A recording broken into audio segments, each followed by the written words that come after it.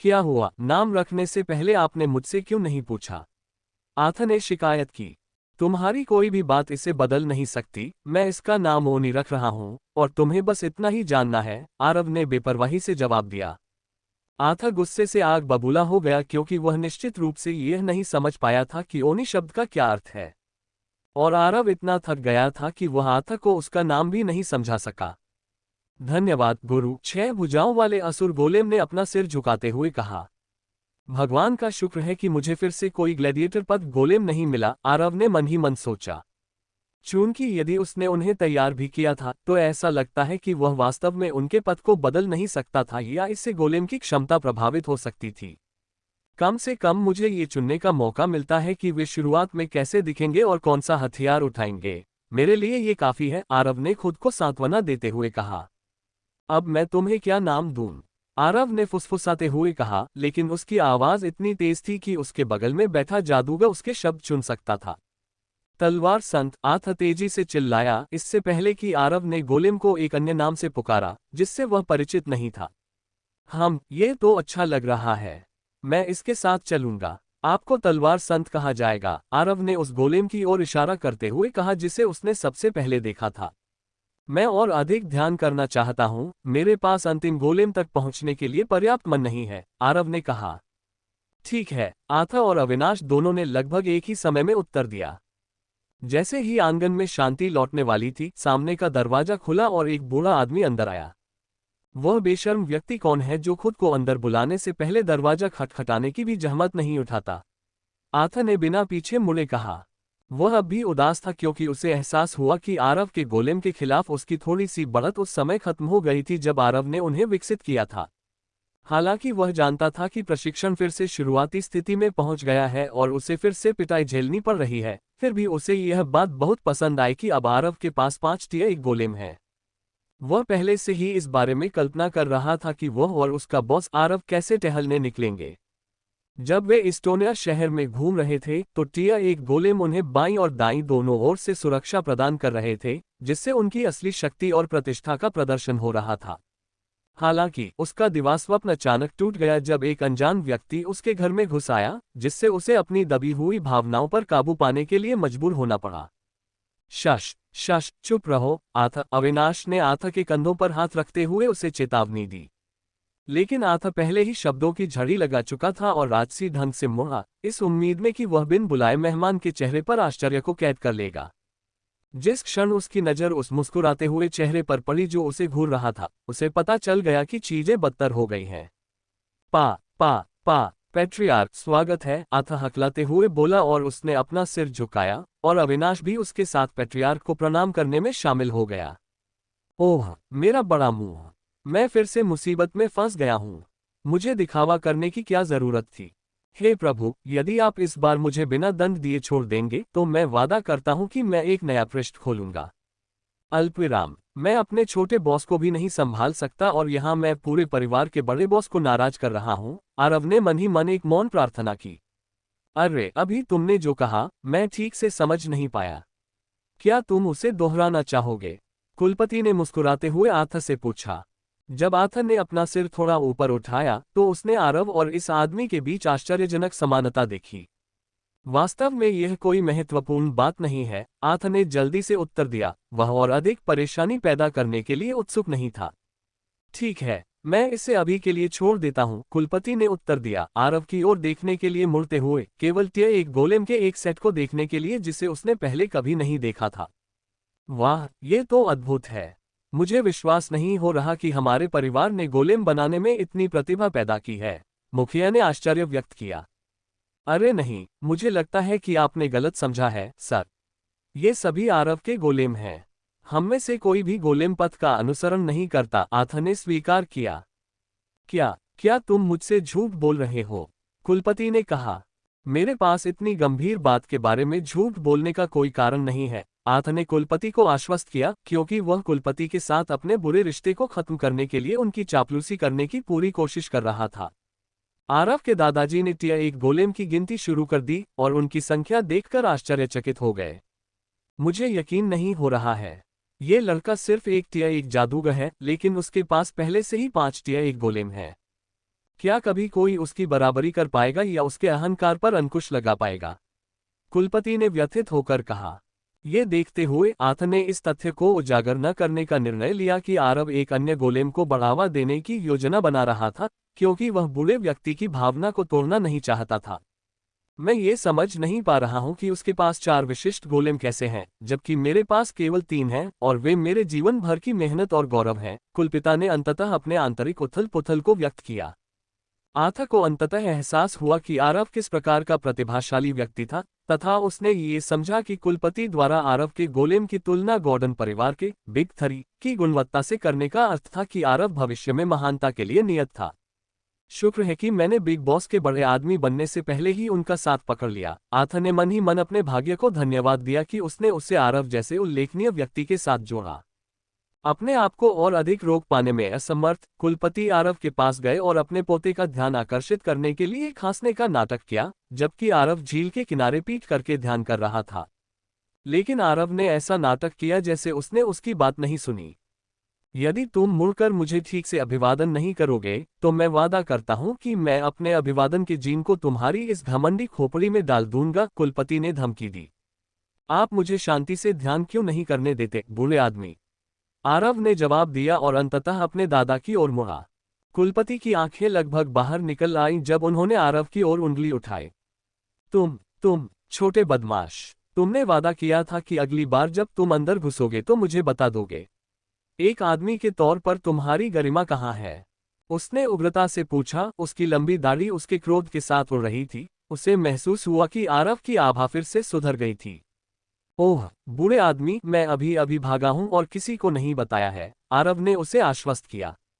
इसके बाद कुलपति ने अपनी नजर अविनाश और आथा पर डाली।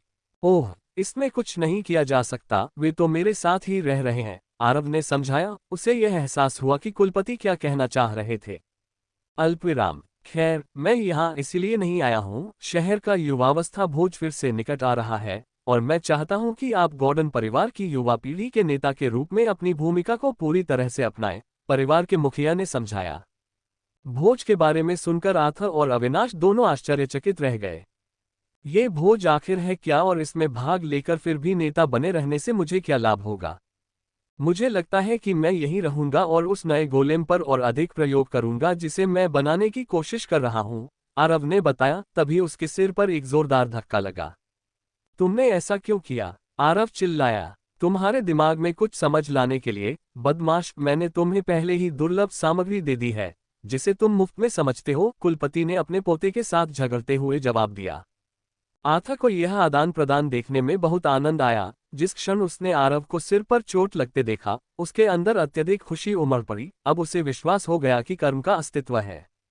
भगवान के लिए तुम मेरे पोते हो। निजी लाभ के लिए इस परिवार की युवा पीढ़ी के नेता के रूप में अपने कर्तव्यों की अवहेलना करने की तुम्हारी हिम्मत कैसे हुई? कुलपिता ने डांटा। क्योंकि मैं आपका पोता हूं, बूढ़े आदमी, आरव ने जवाब दिया। इससे तुम्हारा क्या मतलब है? क्या तुम कह रहे हो कि मैं एक स्वार्थी व्यक्ति हूं, तुम्हारे जैसा? क्या ये स्पष्ट नहीं है? आरव ने उत्तर दिया। दोपहर के 2:37।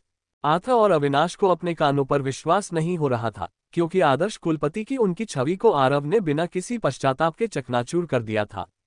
क्या आप नहीं समझ सकते कि आरव को यह अजीब व्यवहार कहां से मिला?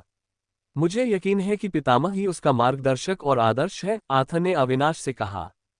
इसमें कोई संदेह नहीं है। अविनाश इस बात पर उनसे सहमत हुए बिना नहीं रह सके।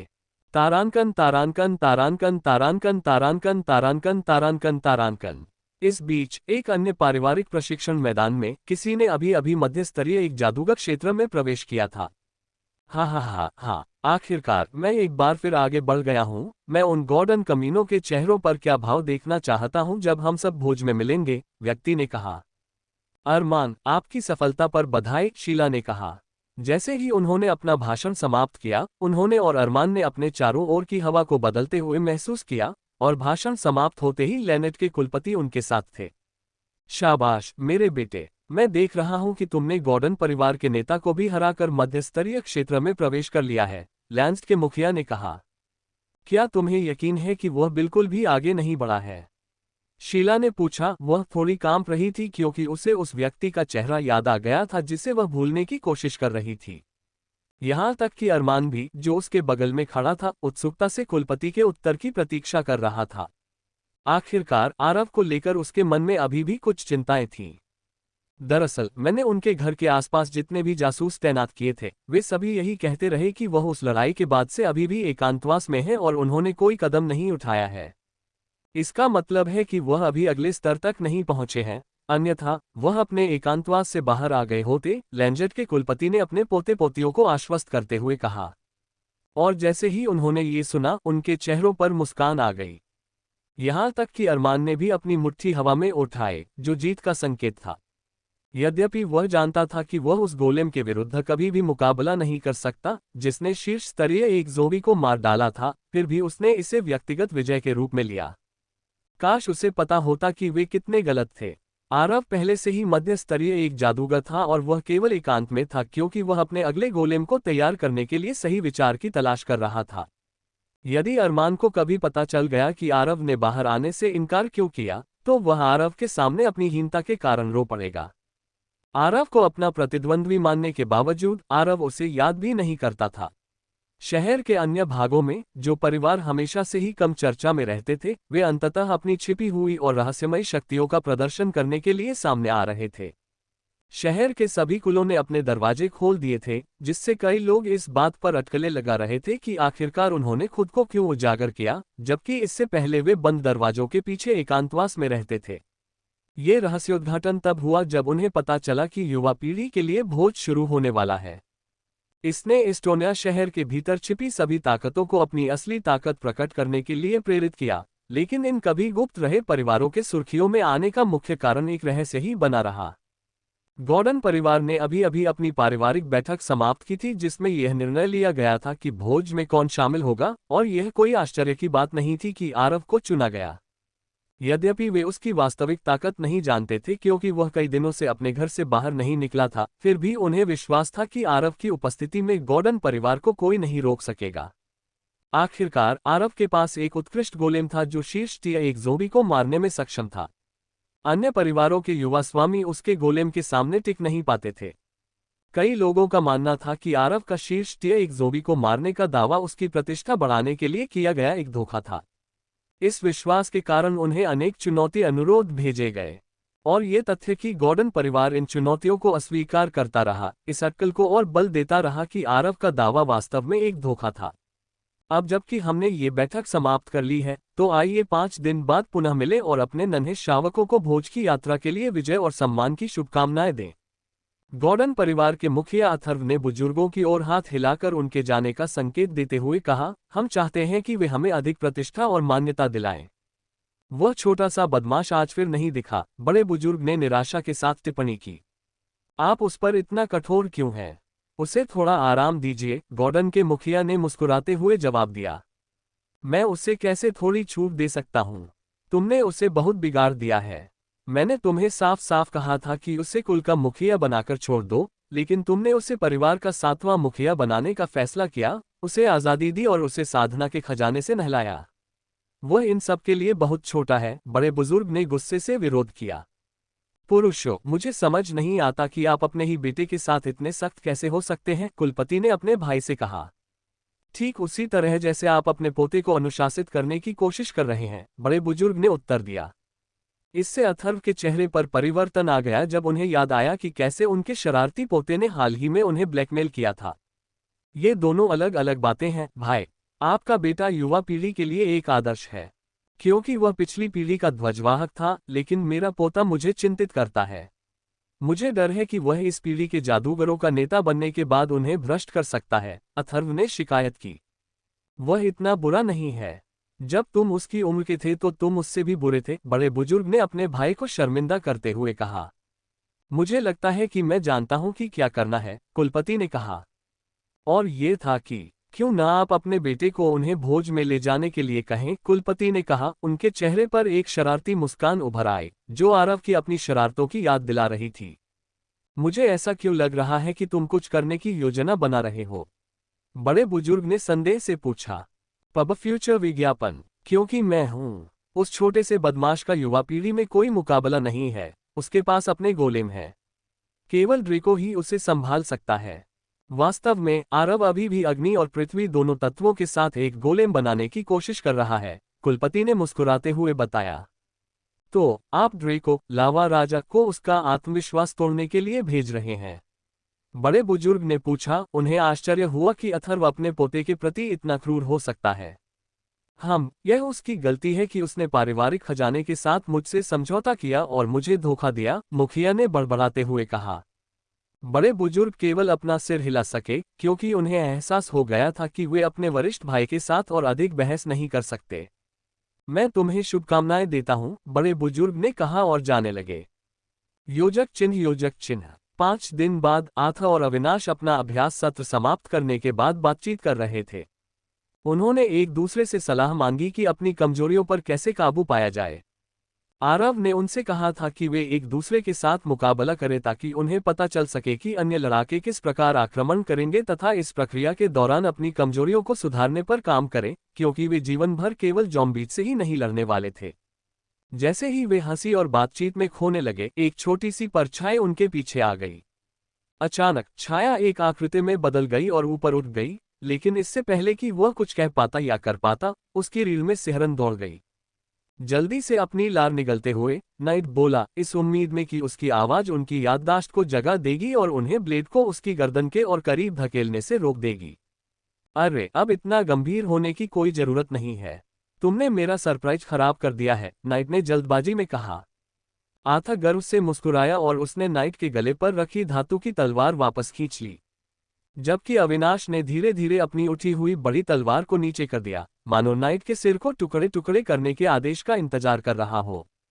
दोस्तों, मैं तुम दोनों को इस बात से आश्चर्यचकित करने की उम्मीद कर रहा था, लेकिन तुम राक्षसों ने मुझे तुरंत नोटिस कर लिया। ऐसा लगता है कि मैं उतना प्रभावशाली नहीं हूं जितना मैंने सोचा था, नाइट ने आह भरी। बेशक, मैं किसी भी तरह से इतनी सस्ती चीज के झांसे में नहीं आ सकता, खासकर जब मुझ पर एक्स डेमन द्वारा 500 से अधिक बार हमला किया गया हो। आथा ने बताया कि वह कई बार अचानक पकड़े गए थे। उन्हें ये बात नापसंद थी कि एक्स डेमन जैसा व्यक्ति छिपकर हमला करने में अधिक कुशल है, जबकि उसकी शैली आगे बढ़कर हमला करने और बेपरवाह होकर लड़ने पर केंद्रित होनी चाहिए, क्योंकि वह कुल्हाड़ी चलाता है। कुल्हाड़ी का उपयोग करने वाले व्यक्ति के बारे में उनकी यही धारणा थी। हालांकि एक्स डेमन एक अलग कहानी थी। इस प्रणाली से उन्होंने जो निपुणता हासिल की थी, वह मुख्यतः छिपकर हमला करने पर केंद्रित थी। ये कौशल उसे विशेष रूप से इसलिए दिए गए थे क्योंकि वह स्पैरिंग सत्रों के दौरान आथा और अविनाश पर छिपकर हमला करने की प्रवृत्ति रखता था। ऐसा प्रतीत होता है कि व्यवस्था का मानना था कि उसे ऐसी युद्ध शैली प्रदान करना सर्वोत्तम होगा जो उसके जन्मजात स्वभाव के अनुरूप हो। अविनाश ने सहमति में सिर हिलाकर आथा के बयान के प्रति अपना समर्थन दर्शाया। पब फ्यूचर विज्ञापन। उनका ये भी मानना था कि जो लोग कुल्हाड़ी चलाते हैं, उन्हें निडर होना चाहिए, ठीक उनके और तलवार संत की तरह, जो गोलेम है जो लड़ने के लिए एक महान तलवार का उपयोग करता है। नाइट के दिमाग में प्रश्न चिन्ह उमड़ रहे थे क्योंकि वह ये समझने की कोशिश कर रहा था कि वे जिस कुल्हाड़ी दानव की बात कर रहे थे वह कौन था। वह इस शब्द से अपरिचित था और समझ नहीं पा रहा था कि वे उसे क्यों नोटिस कर पा रहे थे। वह पूरी तरह से अनजान बना रहा। नाइट का पता लगाने में वे जिस कारण से सफल हुए वह बहुत सरल था।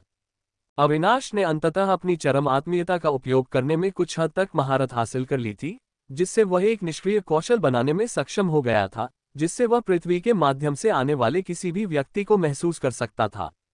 जब तक व्यक्ति जमीन पर चल रहा था, इस प्रकार की निगरानी से बचने का एकमात्र तरीका था कि कम से कम एक क्षेत्र की दूरी पर रहा जाए या उसके करीब पहुंचने पर अपनी उपस्थिति को छिपाने के लिए एक शक्तिशाली खजाने का उपयोग किया जाए। दूसरी ओर लगातार लड़ाई से आथा की युद्ध जागरूकता तेज हो गई थी, जिससे वह छिपकर किए जाने वाले हमलों के प्रति अधिक सतर्क हो गया था। खैर, मैं यहाँ इसलिए नहीं आया हूँ। आरव कहाँ है? हम भोज के लिए जा रहे हैं, नाइट ने पूछा। उसे जल्द ही बाहर आना चाहिए, अविनाश ने उत्तर दिया और अपनी आरामदायक मुद्रा में आकर बिल्ली की तरह धूप सेंकने लगा। अचानक आरव के आंगन से एक जोरदार धमाका हुआ, जिसके बाद उसका शरीर पास की झील में जा गिरा। हंसते हुए देखिए, अविनाश गलत नहीं था जब उसने कहा था कि जानवर जल्द ही बाहर आ जाएगा। हा, आथा ने अपनी हंसी पर नियंत्रण पाने के लिए अपने पेट पर थपथपाते हुए कहा। नाइट आरव की उपस्थिति देखकर आश्चर्यचकित रह गया। वह समझ नहीं पा रहा था कि ऐसा विस्फोट क्यों हुआ, फिर भी इन दोनों मूर्खों ने ऐसे व्यवहार किया जैसे यह एक सामान्य घटना हो। नाइट को एहसास हुआ कि वह अब इस जोड़ी के साथ और अधिक समय तक नहीं रह सकता और वह तेजी से आरव के पास पहुंचा। आपको कबीले के द्वार पर बुलाया गया है। इस कार्यक्रम के कमांडर ने कहा है कि आपके पास केवल 20 मिनट है, वरना तुम्हें टीम से बाहर कर दिया जाएगा। ओह, और ये तुम दोनों पर भी लागू होता है। नाइट ने अविनाश और आथा की ओर इशारा किया। ओह, आप हम पर भरोसा कर सकते हैं कि हम वहां होंगे, आथा ने पुष्टि की। और रिकॉर्ड के लिए अवनी आपको नेतृत्व के पद के लिए चुनौती दे सकती है।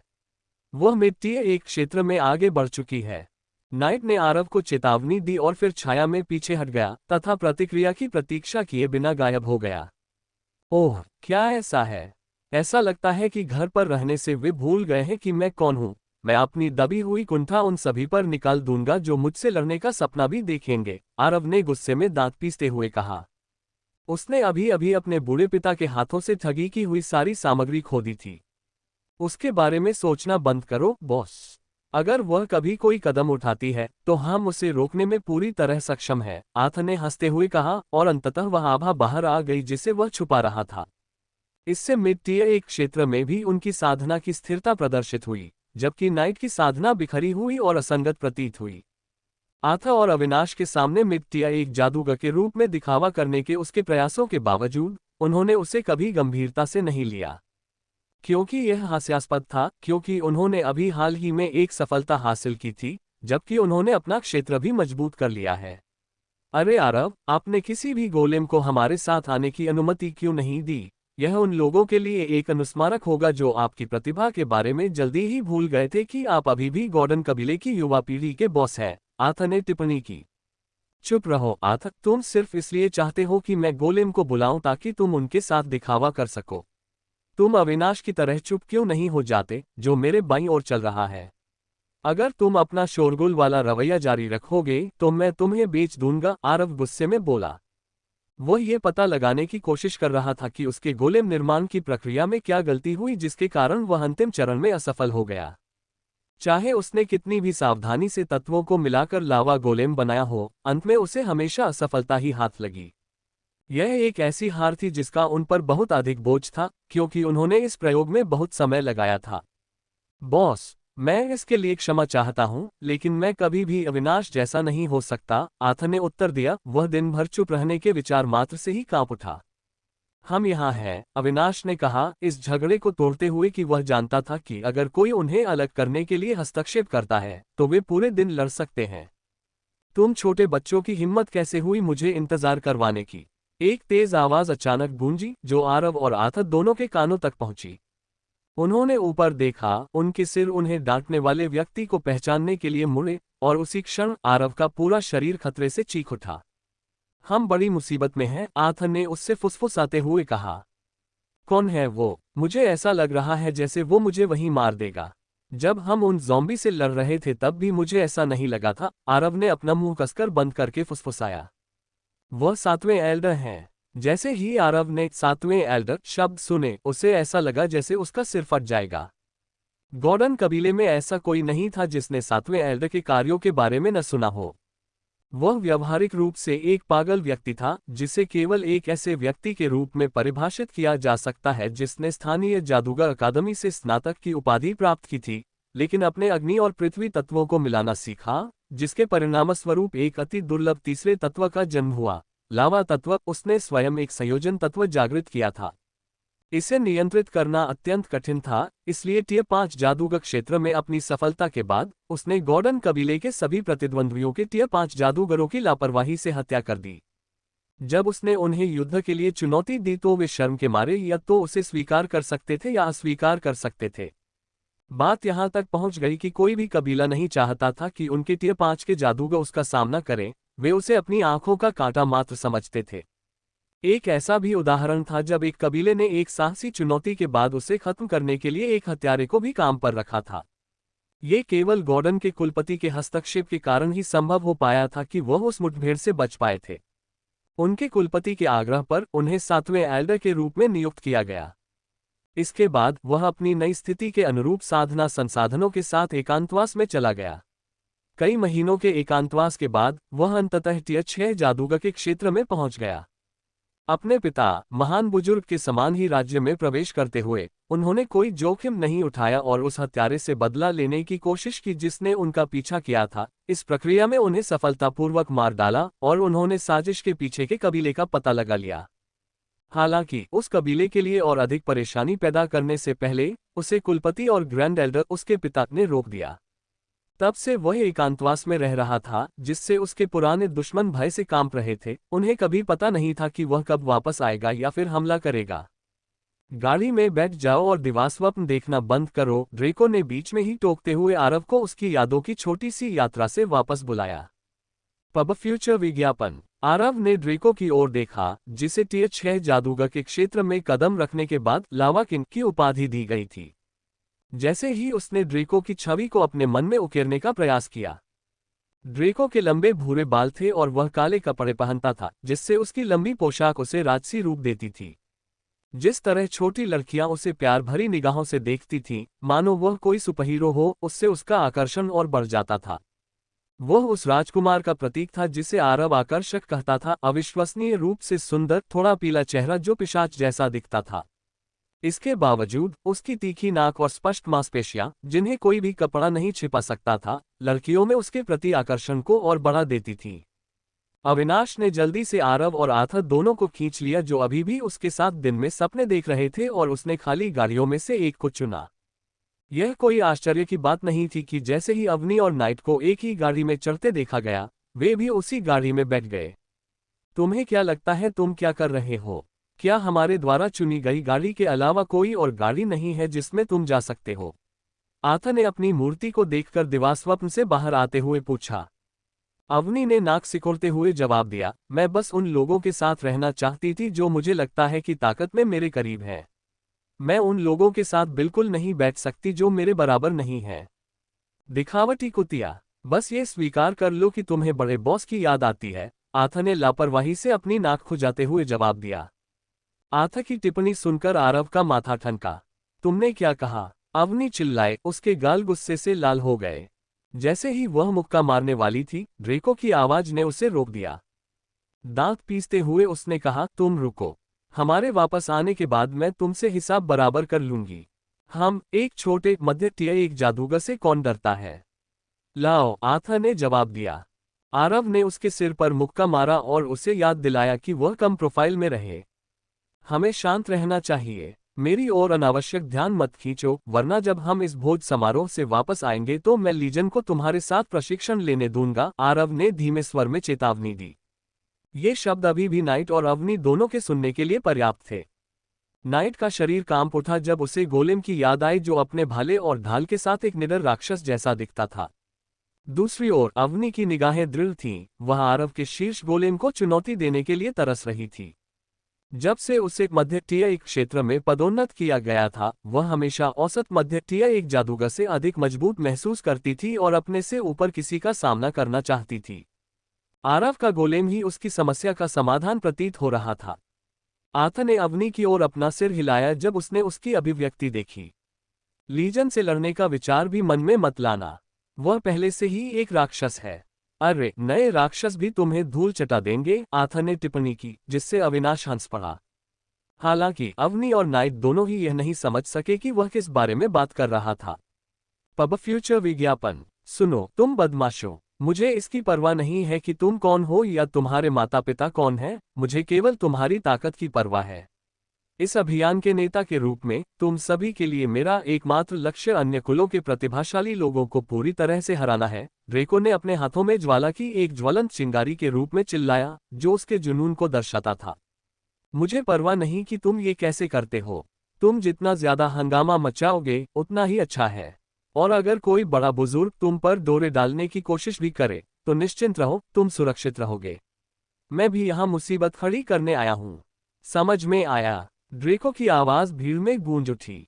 जी सर, पूरी भीड़ ने एक साथ चिल्लाकर कहा, उनका मनोबल बढ़ गया। ड्रेको के अपरंपरागत भाषण में बकवास भरे होने के बावजूद वे इस तथ्य से इनकार नहीं कर सकते थे कि इसने उन्हें प्रेरित किया। जब बच्चों ने गाड़ी के अंदर से हाथ हिलाकर उन लोगों को सुरक्षित यात्रा की शुभकामना दी, तो आरव ने अपने बूढ़े पिता को मुस्कुराते हुए देखा, जो अपना उदास चेहरा नहीं छिपा पा रहे थे। मुझे ऐसा क्यों लग रहा है कि मेरे साथ धोखा हुआ है।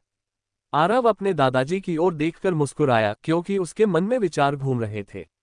गॉर्डन कबीला अंततः भोज स्थल पर पहुंचा जो शहर के स्वामी के घर पर आयोजित किया गया था। और ड्रेको ने बिना समय गंवाए तुरंत गाड़ी से उतर गया। उसने बच्चों को कोई भाषण देने की जहमत नहीं उठाई क्योंकि वह इसे अनावश्यक समझता था। चलो अंदर चले। अवनी ने नेतृत्व संभाला और आगे आकर स्वयं को नेता के रूप में स्थापित किया क्योंकि ड्रेको को उनसे कोई सरोकार नहीं था। इससे आर्थ क्रोधित हो गया क्योंकि उसे यकीन था कि वह ये साबित करने के लिए ऐसा कर रही थी कि वह हमेशा की तरह आरव से बेहतर है। और अब जब वह अंततः मिट्टिया एक क्षेत्र में पहुंच गई थी तो उसने खुद को श्रेष्ठ माना, खासकर तब जब आरव ने निष्पक्ष लड़ाई के बहाने यहां अपने गोलेम का उपयोग नहीं करने का वादा किया था। शायद यही कारण था कि वह पूरे समय इतनी अहंकारी बनकर रह रही थी, क्योंकि उसे विश्वास था कि यदि आरव को अपने गोलेम्स का समर्थन नहीं मिला तो वह उससे नहीं हारेगी। इससे पहले कि आर्थ उसका सामना कर पाता, आरव ने उसका हाथ खींच लिया और अपना सिर हिलाकर संकेत दिया कि यह इसके लायक नहीं है। यह इसके लायक नहीं है। आरव ने चुपचाप फुसफुसाते हुए कहा जब वे गॉर्डन कबीले की युवा पीढ़ी के पीछे पीछे चल रहे थे और भोज बैठक की ओर बढ़ रहे थे। एक मध्यम आयु वर्ग के व्यक्ति ने गॉर्डन परिवार को हवेली के पिछवाड़े में ले जाया, जहां पहले से ही एक मंच तैयार किया गया था। वह दृढ़ता से खड़ा था, मानो कोई भी चीज उसे हिला नहीं सकती। ये गॉर्डन परिवार के लिए उपयुक्त स्थान है, उस व्यक्ति ने कहा तथा उस क्षेत्र की ओर इशारा किया जहां बहुत सारी कुर्सियां लगी थीं, जिनमें गॉर्डन के सभी युवा सदस्य बैठ सकते थे। पहले की तरह बिना किसी हिचकिचाहट के अवनी सीधे आगे की बीच वाली सीट पर बैठ गई। वह पीछे मुड़ी और आरव की ओर देखने लगी, इस प्रतीक्षा में कि वह कुछ कहेगा या क्रोधित हो जाएगा। आरव ने बस अपना सिर हिलाया और उदास होकर मुस्कुराया। उसकी बचकानी मानसिकता पर आश्चर्यचकित था, भले ही वह बड़ी थी। चल द, आरव ने कहा। वह प्रतिक्रिया देने को तैयार नहीं था जो वह चाहती थी। अवनी ने जब आरव और उसके समूह को पीछे की सीटों की ओर जाते देखा तो वह चिढ़ गई। हम हारे हुए लोग, अवनी ने व्यंग्य किया। ये बेहतर होगा कि आप उनकी ताकत को कम आंकना बंद कर दें, नाइट ने अवनी से कहा। आखिरकार वे उसकी उपस्थिति का पता लगाने में सक्षम थे, जो ये दर्शाता था कि वे कमजोर लोग नहीं थे जैसा कि वह उन्हें समझती थी, बल्कि वह ऐसा मानता था। कुछ ही मिनटों के बाद अन्य परिवार और कबीले उनके पास से गुजरते हुए आने लगे।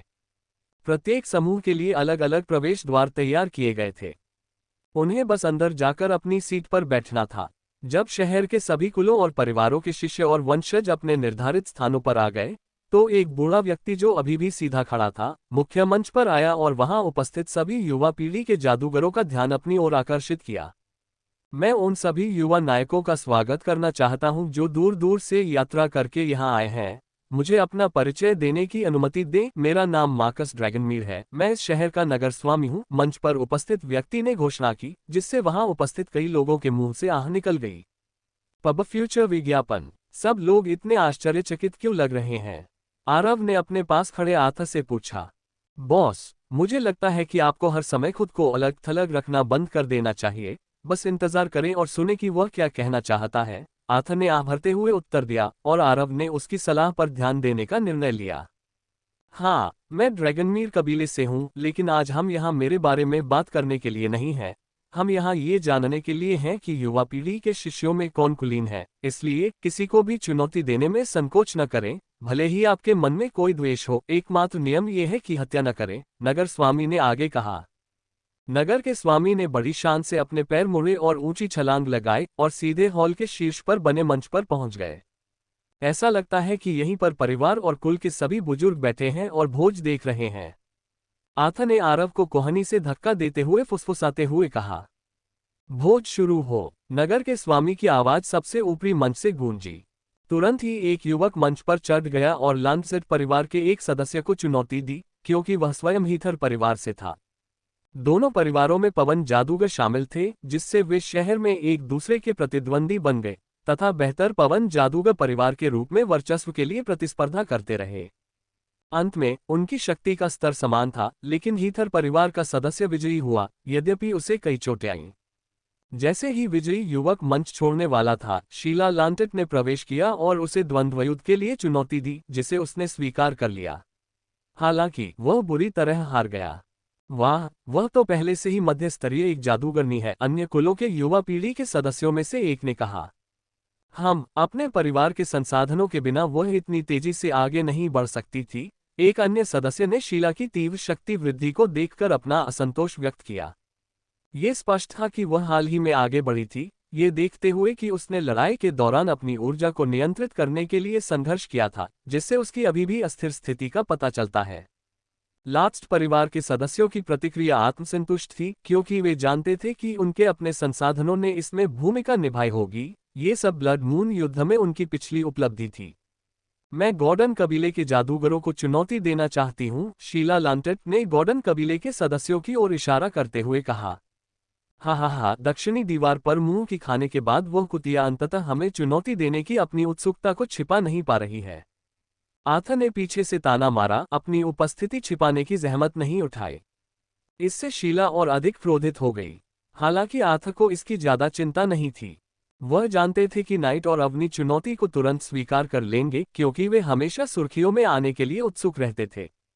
गॉर्डन्स मैज यंगर की बाकी पीढ़ी ने भी यही सोचा। उन्हें उम्मीद थी कि नाइट या अवनी आगे आएंगे, क्योंकि शीला ने कोई नाम नहीं बताया था और साधारण सदस्य उसके दायरे को देखते हुए उसे हरा नहीं सकते थे। मैं तुम्हें चुनौती दूंगा, नाइट ने अवनी के बगल से उठकर मंच की ओर बढ़ते हुए घोषणा की। उनका इरादा गॉर्डन कबीले के सम्मान की रक्षा करना था, यह न जानते हुए कि आरव और उसका गिरोह अगले क्षेत्र में पहुंच गया है या नहीं। नाइट उनमें से किसी से भी पहले मंच पर जाना चाहता था। तुम मेरे मुकाबले में नहीं हो, शीला ने आत्मविश्वास से कहा जब नाइट लड़ाई के मंच पर चढ़ गया। पब फ्यूचर विज्ञापन। उसने अपनी साधना की आभा को पूरी तरह से प्रकट कर दिया तथा उसे मंच से नीचे भेजकर उसे शर्मिंदा करने की आशा की। ओह, क्या आप इस बारे में इतना निश्चित हैं? नाइट ने जवाब दिया और उसने भी अपनी आभा छोड़ी। हालांकि वे वहां खड़े थे, लेकिन उनकी आभा अकेले ही निम्न स्तरीय एक जादूगरों को पीछे धकेलने के लिए पर्याप्त थी। हरे और काले मौलिक रंग एक दूसरे के विरुद्ध टकराए। ओह, वह आदमी भी मध्य स्तरीय एक जादूगर क्षेत्र में आगे बढ़ गया है, भीड़ ने कहा। ऐसा क्यों लगता है कि हम निम्न स्तरीय एक जादूगर बेकार हैं? अगले क्षेत्र में आगे बढ़ना कब से इतना आसान हो गया? अन्य लोग अविश्वास में बुदबुदाए। मुझे पता है ना? भोज के आरंभ में दो मध्य स्तरीय एक जादूगरों को देखना एक दुर्लभ दृश्य है, किसी ने इस असामान्य घटना को स्वीकार करते हुए टिप्पणी की। जब सभी को एहसास हुआ कि एक और मध्य स्तरीय एक जादूगर उभरा है, और वह भी बहुत तेज गति से, तो लोग हौंफने लगे। उनके लिए ये समझना कठिन था कि उनकी पीढ़ी में ऐसे अन्य लोग भी थे जो इतनी तेजी से प्रगति कर रहे थे। इससे उन्हें ऐसा महसूस हुआ कि अब तक खेती में किया गया उनका सारा प्रयास व्यर्थ गया। चूंकि आप एक महिला हैं, इसलिए मैं आपके पहले हमला करने का इंतजार कर रहा था। लेकिन चूंकि आप मेरे निमंत्रण को गंभीरता से नहीं ले रही हैं, इसलिए जब मैं पहले हमला करूं तो आपको मुझे दोष नहीं देना चाहिए। नाइट ने अपनी कमर से दो छोटे खंजर निकालते हुए कहा, जैसे कि एक काली आभा ने उन्हें घेर लिया हो। लाओ, शीला ने जवाब दिया और अपने चारों ओर हवा के तेज होने पर खुद को स्थिति में ले लिया। लेस देन निम्न स्तरीय मंत्र, डूबती परछाइयां, ग्रेटर देन।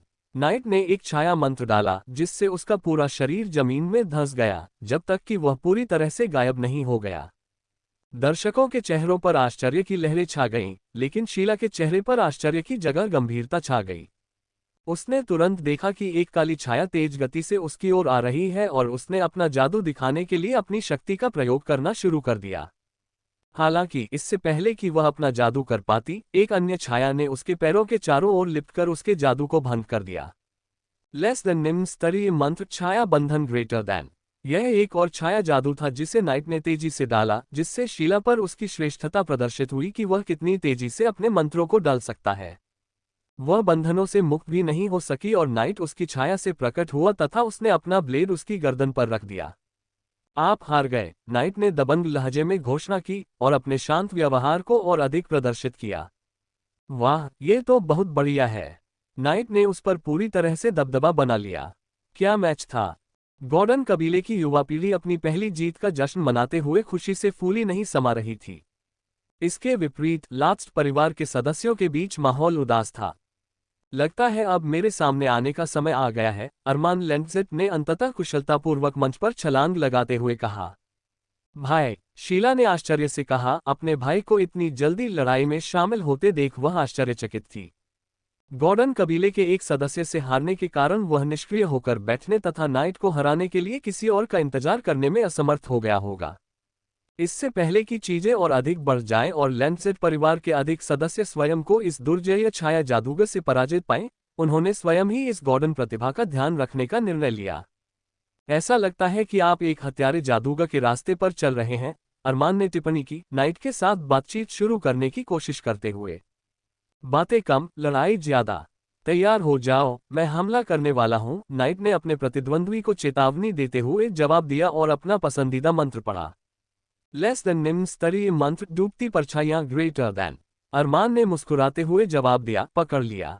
लेस देन निम्न स्तरीय मंत्र, एकाधिक पवन ब्लेड, ग्रेटर देन।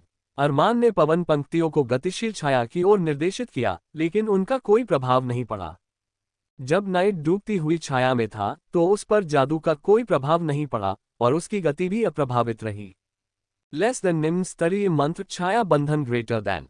नाइट ने अरमान की गतिविधियों को प्रतिबंधित करने के लिए वही जादू करने का प्रयास किया जो उसने पहले भी किया था। हालांकि ऐसा लग रहा था कि अरमान को इसकी उम्मीद थी और उन्होंने एक और वायु मंत्र का प्रयोग करके आसानी से इस मंत्र को दरकिनार कर दिया। लेस देन निम्न स्तरीय मंत्र, पवन पथ, ग्रेटर देन। अरमान तेजी से भागा, चतुराई से जमीन से उभरे छायादार हाथों से बचता हुआ और अंततः छाया से निकलकर नाइट ने अरमान का सामना किया। मुझे लग रहा था कि आपके पास एक समय सीमा होती है कि आप कितनी देर तक छाया में रह सकते हैं, और लगता है मैं सही था। अब मेरी बारी है, अरमान ने घोषणा की। उसके चारों ओर कई हवा के ब्लेड मंडरा रहे थे। अरमान ने अपना विशिष्ट कौशल प्रदर्शित किया। जैसे ही उसके चारों ओर अनेक पवन ब्लेड मंडराए, उसे एहसास हुआ कि शूरवीर का कौशल ठंडा हो गया है। लानत है, नाइट ने आश्चर्य से कहा जब उसने हवा के तेज झोंकों को अपनी ओर आते देखा। उसने अपनी 2 खंजरें तैयार कर ली तथा हवा के थपेड़ों का सामना करने के लिए तैयार हो गया।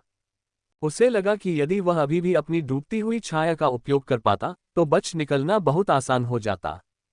हालांकि उसे उस चाल का दोबारा उपयोग करने से पहले कुछ सेकंड इंतजार करना पड़ा। कूलडाउन रीसेट से पहले कौशल का दुरुपयोग करने पर प्रतिकूल प्रभाव पड़ सकता था, इसलिए जब तक उनका मैना पूल नहीं बढ़ गया तब तक उन्हें कौशल का सीमित उपयोग करना पड़ा। लेकिन अपने पसंदीदा मंत्र के बिना भी वह एक बेकार योद्धा नहीं बन गया। आखिरकार उसने आरव और आथा के साथ मिलकर ज़ॉम्बी से लड़ाई लड़ी थी, जिससे युद्ध संबंधी जागरूकता विकसित हुई थी। हालांकि आथा और अविनाश के समान स्तर पर नहीं, जिन्होंने 100 से अधिक बार युद्ध करके ये जागरूकता हासिल की थी। हालांकि आरव हमेशा उनसे आगे रहा। उनके युद्ध जागरूकता के जागरण के बावजूद, चाहे उन्होंने कुछ भी किया हो, आरव ने गोलेम से प्रतिक्रिया प्राप्त की और अपने कौशल साझा किए। इसका मतलब ये था कि उसके पास आथा और अविनाश के समान ही युद्ध का अनुभव था, क्योंकि वे उसके गोलेम के खिलाफ लड़े थे और अप्रत्यक्ष रूप से उनके समान ही अनुभव प्राप्त कर रहे थे। आरव युद्ध के दौरान अपने गोलेम द्वारा अर्जित कोई भी नया कौशल सीख सकता था, लेकिन उसे अपने गोलेम की तरह प्रभावी ढंग से उनका प्रयोग करने के लिए अभ्यास की आवश्यकता थी। अरे, तुम्हें क्या लगता है कौन जीतेगा? आथा ने आरव से कोहनी से धक्का देते हुए पूछा। निश्चित रूप से लैंजट वाला आदमी, आरव ने उत्तर दिया। क्या तुम्हें नाइट पर भरोसा नहीं है? ऐसा इसलिए है क्योंकि उस आदमी ने मंच पर कदम रखते ही उसके लिए जाल बिछा दिया था। ये तथ्य कि नाइट ने इतना करीब होने के बावजूद इस पर ध्यान नहीं दिया, ये दर्शाता है कि उन्होंने अपने युद्ध प्रशिक्षण की कितनी उपेक्षा की और केवल अपनी साधना बढ़ाने पर ध्यान केंद्रित किया। वे कभी भी अविनाश जैसी समझ या आपकी तरह युद्ध के प्रति जागरूकता हासिल नहीं कर पाएंगे, जिससे नाइट पूरी तरह से असहाय हो जाएगा, शुरू से ही एक शिकार बन जाएगा, आरव ने नाक सिकुड़ते हुए समझाया। वह पहले से ही भोज से ऊब चुका था, लेकिन उसने बुरे व्यक्ति से वादा किया था कि वह रुकेगा और गॉर्डन कबीले के लिए एक अच्छा स्थान सुरक्षित करने की पूरी कोशिश करेगा। आखिरकार शहर में नंबर 1 कबीले के रूप में गॉर्डन की प्रतिष्ठा पूरी तरह से पिछले युग के भोज में ड्रेको की जीत के कारण थी, जिसमें उसने अन्य परिवारों और कबीलों के सभी सुपर प्रतिभाशाली लोगों को हराया था। ऐसा कहा जाता है कि जब ड्रेको युवा था तब से वह कभी भी लड़ाई से पीछे नहीं हटा, बल्कि वह हमेशा लड़ाई में सबसे पहले आगे आता था। कृपया मुझे इस उबाऊ मैच के खत्म होने पर जगा देना, ठीक है? आरव ने विनती करते हुए अपना सिर आथा के पैर पर रख दिया और सोने लगा, क्योंकि उसे यकीन था कि वह जो देख रहा था उससे आथा और अविनाश भी चीजों का ध्यान रख सकते थे। आथा ने आरव के चेहरे को कपड़े से ढक दिया, क्योंकि उसे थोड़ी शर्मिंदगी महसूस हो रही थी कि उनका नेता सो रहा है, जबकि कबीले का एक सदस्य अभी भी लड़ रहा है। इस बीच मंच पर नाइट ने दोनों हाथ फर्श पर रखे और एक बिल्कुल अलग जादू किया जो वह पहले इस्तेमाल करता था। लेस देन निम्न स्तरीय मंत्र पृथ्वी दीवार ग्रेटर दैन। जमीन से एक पोर्टेबल दीवार तेजी से उठी जिसने एक रक्षात्मक अवरोध प्रदान किया। मैं अब अपने आवश्यक छाया कौशल का उपयोग करने में सक्षम नहीं हो सकता, लेकिन मैं अभी भी इस तरह के हमलों से बचाव कर सकता हूं। नाइट ने तब शेखी बघारी जब उसे एहसास हुआ कि हवा उसकी मिट्टी की दीवार को तोड़ने में असमर्थ है। पब फ्यूचर विज्ञापन। तुम्हें अपनी अज्ञानता की कीमत चुकानी पड़ेगी। देखो, मैं एक जादू कर रहा हूं, लेकिन क्योंकि मैं इसे तुरंत करने में माहिर नहीं हूं, इसलिए मुझे हवा में वायु तत्वों की प्रचुरता बढ़ाने के लिए पवन ब्लेडों की बौछार करनी पड़ी। मुझे उम्मीद है कि तुम्हारी गर्वित पृथ्वी की दीवार भी इसका सामना कर सकेगी, अरमान ने ताना मारा। दरअसल मुझे पता था कि हवा के ब्लेड तुम्हें हरा नहीं पाएंगे। मैं बस ये भूल जाता हूं कि तुम गॉर्डन कबीले के सदस्य हो और गॉर्डन में हमेशा पृथ्वी तत्व होते हैं, जिसे सर्वश्रेष्ठ रक्षात्मक तत्व कहा जाता है, लेकिन जिस रक्षा पर आपको इतना गर्व है वह अब आपकी मदद नहीं करेगी, अरमान ने अपने गले में पहने हुए हार पर अपनी पकड़ मजबूत करते हुए समझाया। लाओ इससे, नाइट ने चुनौती देते हुए चिल्लाया। मैंने यह मंत्र आपके नेता के लिए तैयार किया था, लेकिन आप एक विश्वसनीय योद्धा भी हैं, इसलिए आप मेरी अंतिम चाल का अनुभव करने के हकदार हैं, अरमान ने घोषणा की जैसे ही हवा में वायु तत्व उसके चारों ओर घूमने लगे, जिससे नाइट को एक अशुभ अनुभूति हुई। लेस देन निम्न स्तरीय मंत्र पृथ्वी दीवार ग्रेटर दैन। लेस देन निम्न स्तरीय मंत्र पृथ्वी दीवार ग्रेटर दैन। नाइट ने जल्दी से अपने शेष बचे मान का उपयोग करके अपने चारों ओर मजबूत पृथ्वी की दीवारें बना लीं, जिससे अरमान द्वारा योजनाबद्ध किसी भी हमले से सुरक्षा मिल सके। क्या यह अजीब नहीं है कि आरव मंच पर मौजूद हुए बिना भी उस जाल को इतनी आसानी से देख पाया? मैंने केवल उस समय लेआउट पर ध्यान दिया जब उसने अखाड़े के पास विशाल वायु तत्वों को नियंत्रित करने के लिए अपना हार पकड़ा, आथर ने अविनाश से कहा। अविनाश ने जवाब में बस सिर हिलाया। ओह, क्या बदले में कुछ कहने से तुम्हारी जान चली जाएगी, तुम बेवकूफ। आथर ने उसे गालियां दी, जिसके जवाब में अविनाश ने उसे बीच वाली उंगली दिखाई। तुम्हें आरव की नकल करना बंद कर देना चाहिए, वह इन सभी पागल संकेतों से तुम्हारे दिमाग में जहर भर देगा, आथर ने चेतावनी दी। अविनाश ने जवाब दिया, आप जानते हैं, जब वह जागेगा तो आप उसके सामने यह बात कहने के लिए स्वतंत्र हैं। मैंने सोचा था कि आपको बात करने में कोई दिलचस्पी नहीं है, आथर ने जवाब दिया। मेरा ध्यान मत बटाओ, वह हमारे साथी को हराने के लिए हवा में बहुत तेज गति से वार करने वाला है, अविनाश ने अपना ध्यान पुनः मैच पर केंद्रित करते हुए कहा। लेस देन निम्न स्तरीय मंत्र पवन बवंडर underscore blade spree greater than. Armaan ने अंततः जादू किया, जिससे एक छोटा बवंडर आया जो सीधे नाइट की ओर बढ़ा। चूंकि उसका मान समाप्त हो चुका था, इसलिए अरमान का उस भयंकर बवंडर पर कोई नियंत्रण नहीं था, जो नाइट की ओर तेजी से बढ़ रहा था, तथा उसके पहुंचने से पहले ही हवा के ब्लेड उड़ने लगे। पवन ब्लेड ने नाइट की पृथ्वी की बाधा को चीर दिया, जिससे वह पीड़ा से चीखने लगा, क्योंकि वह पवन ब्लेड से घायल हो गया था। एक हताश चाल में उसने अनजाने में अपनी छाया शक्तियों को स्टोन स्किन मंत्र में मिला दिया, जिसे उसने जल्दबाजी में डाला था, और खुद को एक काले अयस्क आदमी में बदल दिया। तेज हवा के कारण नाइट मंच से नीचे गिर गया और अंततः तितर-बितर हो गया, और अरमान अपने घुटनों पर गिर पड़ा तथा सांस लेने की कोशिश करते हुए जोर जोर से हौंफने लगा। शीर्ष मंच से एक आवाज सुनाई दी, विजेता लेंजेट अरमान है। अवनी तुरंत नाइट की जांच करने के लिए दौड़ी। यद्यपि वह बेहोश था, लेकिन उसके तत्वों की संयुक्त शक्ति के कारण वह किसी भी जीवन संकटग्रस्त स्थिति में नहीं था। ठीक से आराम करो, क्योंकि जैसे ही तुम पुनः लड़ने के लिए फिट हो जाओगी, मैं उससे बदला लूंगा। पब फ्यूचर विज्ञापन। अवनी ने अरमान से कहा। उसकी भौहें उठ गईं, क्योंकि वह उसके गुस्से को समझ सकता था। आखिरकार वह भी अपनी बहन का बदला लेने के लिए मंच पर आया था। उसके आत्मविश्वास को गहरा धक्का लगा जब उसे एहसास हुआ कि उसने आरव का सामना किए बिना ही अपना अंतिम स्पेल इस्तेमाल कर लिया है। गॉर्डन समूह के नेता, अब उसने सुना कि उसे अवनी का भी सामना करना पड़ेगा, और यह एक ऐसी संभावना थी जिसे वह स्वीकार करने के लिए तैयार नहीं था।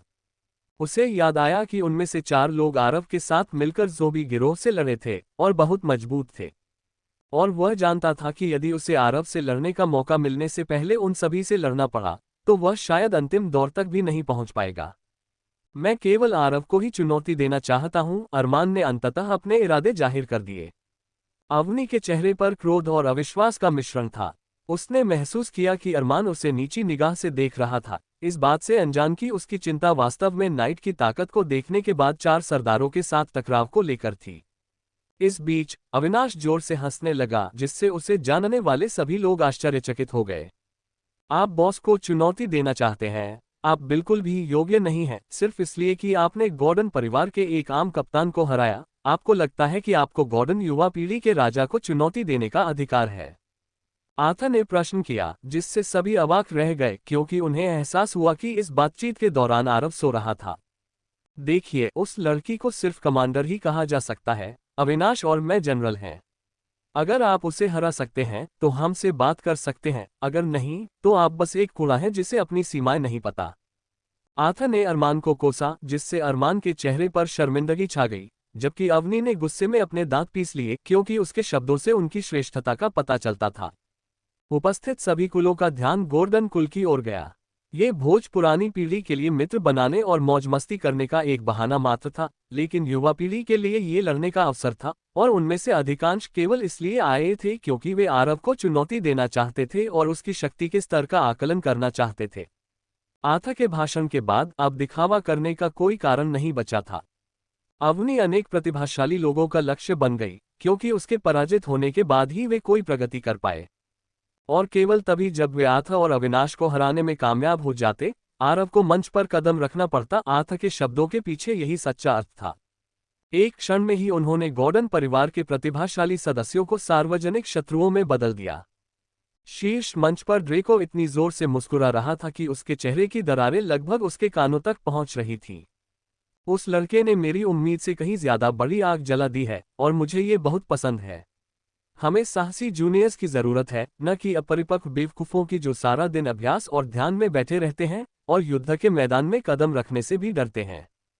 ड्रेको चुपचाप बुदबुदाया, क्योंकि उसकी मुस्कान वास्तव में पागलों जैसी थी। उसके पास बैठे लोग उसके तीव्र उत्साह से असहज होकर तुरंत दूर चले गए।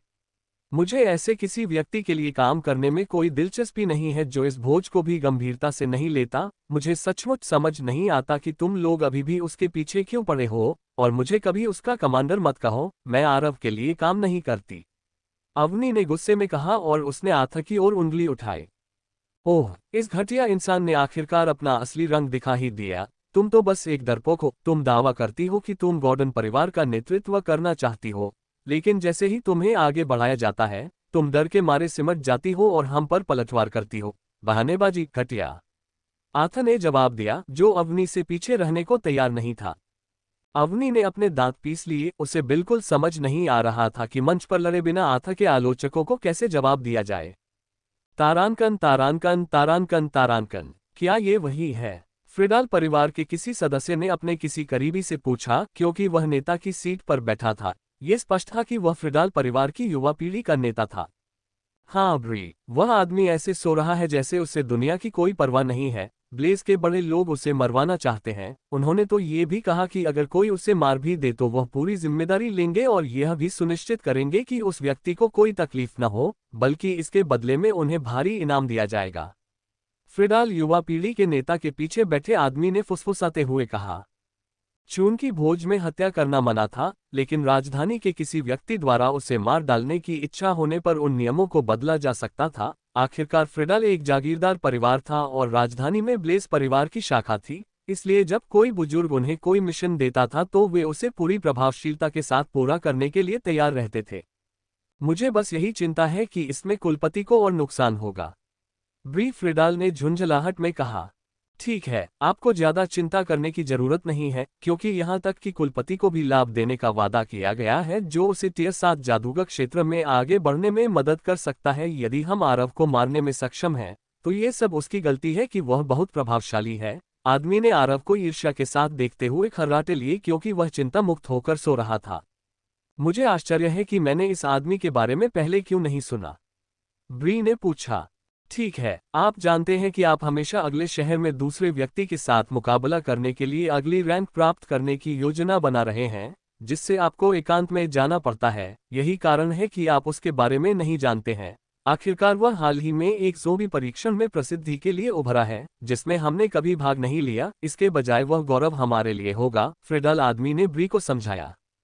मुझे याद दिलाओ कि हम फिर से शामिल क्यों नहीं हुए, ब्री ने फिर पूछा, जिससे उसके बगल में बैठा लड़का शर्म से लाल हो गया। चूंकि आप अभी भी एकांतवास में थे, इसलिए हम उस मूल्यांकन में जाने से डर रहे थे, इसलिए कबीले के अधिकांश सदस्यों ने भाग न लेने का निर्णय लिया और इस तरह उन्हें अवसर प्रदान किया गया। उस व्यक्ति ने अंत में अपने शब्दों को तोड़ मरोड़ कर कहा, जिससे ऐसा प्रतीत हो कि गॉर्डन ने उनकी उपलब्धियां चुरा लीं, जबकि वे ही थे जो ज़ॉम्बी से लड़ने से भी डर रहे थे। खैर, हम बस यही उम्मीद करते हैं कि यह अरब लड़का हमें निराश न करे, ब्री। तारानकन तारानकन तारानकन तारानकन, मैं लड़ूंगा। हम, आर्थर ने आश्चर्य से कहा जब उसने देखा कि आमतौर पर शांत रहने वाला अविनाश ही लड़ने के लिए आगे आया है। यहां तक कि अवनी भी उसके साहस पर आश्चर्यचकित थी। अवनी ने कहा, मंच पर गॉर्डन परिवार का नाम खराब करने के बारे में सोचना भी मत। तुम्हें मुझे डांटने का कोई अधिकार नहीं है, तुम डरपोक हो। अगर गॉर्डन के नाम को बदनाम करने का आरोप किसी पर लगाया जाना है तो वह तुम हो, क्योंकि तुम में लड़ने की हिम्मत भी नहीं है, फिर भी तुम दावा करते हो कि तुम आरव को टक्कर देना चाहते हो। कृपया मुझे मत हंसाओ, अविनाश ने पलटवार करते हुए अवनी को आश्चर्यचकित कर दिया, क्योंकि उसे उससे इस तरह की प्रतिक्रिया की उम्मीद नहीं थी, क्योंकि वह कम बोलने वाला व्यक्ति था। आथा उत्साह में अपनी मुट्ठी बांध रहा था जब उसने सुना कि अविनाश ने लड़ने का फैसला किया है। वह जानता था कि अविनाश पहले एक अकेला भेड़िया था, लेकिन यह सब उस समय बदल गया जब उसने आरव के साथ प्रशिक्षण शुरू किया। उसे यह एहसास दिलाते हुए कि अब हर बार जब वह बोलता था तो उसकी जीभ में एक तीखी धार होती थी, अवनी ने मंच से नीचे जाते हुए बस खर्राटे लिए। वह और अधिक परेशानी पैदा करने के लिए तैयार नहीं थी, क्योंकि वह लड़ नहीं रही थी या वह उसे भोज मैचों में बाधा डालने के लिए फटकार लगा सकती थी। वह नाइट को मंच से नीचे उतरने में मदद करती है और उसके उपचार में तेजी लाने के लिए उसके मुंह में एक उपचारक अमृत डालती है। अविनाश अपनी कुर्सी से उठे और नीचे चले गए, हर कदम धीरे धीरे उठा रहे थे, जिससे उन्हें देखने वाले लोग काफी चिंतित हो रहे थे। वह अंततः मंच पर चढ़े और अपनी कुर्सियों पर बैठे प्रत्येक व्यक्ति को उनके अपने पारिवारिक कोण से घूरने लगे।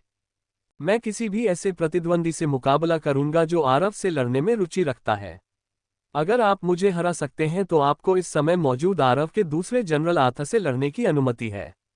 अविनाश ने आथा की बकवास के साथ खेलते हुए कहा। अल्पविराम। आखिरकार आथा ने जो कुछ भी कहा वह आरव ने मजाक में कहा था जब वह उस शराब के नशे में था जो उसने कुलपति से चुराई थी, कि वह उसे और आथा दोनों को अपना जनरल मानता है, जबकि अवनी केवल एक कमांडर थी, जबकि उसने नाइट के लिए कप्तान का पद आरक्षित किया था, ये कहते हुए कि अगर वे मजबूत हो गए तो उनके पदोन्नति होने की अधिक संभावना है। लेकिन आथा ने उन मजाक भरे शब्दों को भोज में शामिल कर दिया और अविनाश ने उसके साथ खेलने का फैसला किया, क्योंकि उसने आरव का अनुसरण करने का वादा किया था, क्योंकि वह अगला कुलपति था और अविश्वसनीय रूप से मजबूत था और कभी भी उनके साथ कूड़े की तरह नहीं बल्कि भाइयों जैसा व्यवहार करता था। आरव के साथ बिताए कुछ दिनों में उसे एक करीबी एहसास हुआ, जिससे उसके लिए आरव की मदद के लिए कभी भी आगे आना आसान हो गया। मैंने कहा था कि जो लोग आरव में रुचि रखते हैं वे मंच पर आ सकते हैं, या आप सब डर गए थे? अविनाश ने ठंडे स्वर में पूछा और अपनी बड़ी तलवार आटे पर गिरा दी। तलवार को मंच पर एक जोरदार ध्वनि के साथ रखते हुए तलवार के वजन से सभी लोग चौंक गए, जिससे अविनाश द्वारा तलवार को फर्श पर गिराने से बहुत अधिक शोर उत्पन्न हुआ, क्योंकि वह इतने लंबे समय से तलवार को अपनी पीठ पर पकड़े हुए था। वे खुद को यह विश्वास नहीं दिला सके कि वह इतने लंबे समय से इतनी भारी चीज उठा रहा था। जाओ और उसका परीक्षण करो, ब्री ने अपने बगल वाले लड़के से कहा, जिससे वह लड़का मंच पर कूद गया। वाह, वह आदमी कौन है? उसकी चालें बहुत अजीब हैं, किसी ने लेंस्ट परिवार क्षेत्र से विशेष रूप से एक से पूछा। बेशक उसके पास चालें हैं, वो फ्रिडाल कबीले का हिस्सा है, जहां उनमें से अधिकांश का स्वभाव बैंगनी है क्योंकि उनका जन्मजात तत्व अग्नि है। मुझे लगता है कि वह फेलिक्स का हिंसक ज्वाला भाई है, उसके पास बैठे एक अन्य व्यक्ति ने कहा। फ्रिडाल वाला लड़का मंच पर उतरा, जिससे अविनाश लॉन्ग वॉक पर अपने भव्य प्रवेश के साथ पूरी तरह से बेकार लग रहा था। उसने अपना सिर झुकाया और कहा, मेरा नाम फेलिक्स है और मैं फ्रिडाल परिवार से हूं और मैं आपको चुनौती देना चाहता हूं। चुनौती स्वीकार है। अविनाश ने बिना किसी देरी के जवाब दिया, लेकिन फेलिक्स तब तक इंतजार करता रहा जब तक वह अपनी भावनाओं को व्यक्त करने से खुद को नहीं रोक सका। क्या तुम अपनी तलवार नहीं उठाओगे? फेलिक्स ने पूछा। ओह, मुझे आपसे निपटने के लिए इसकी जरूरत नहीं पड़ेगी, अविनाश ने व्यंग्यात्मक लहजे में जवाब दिया।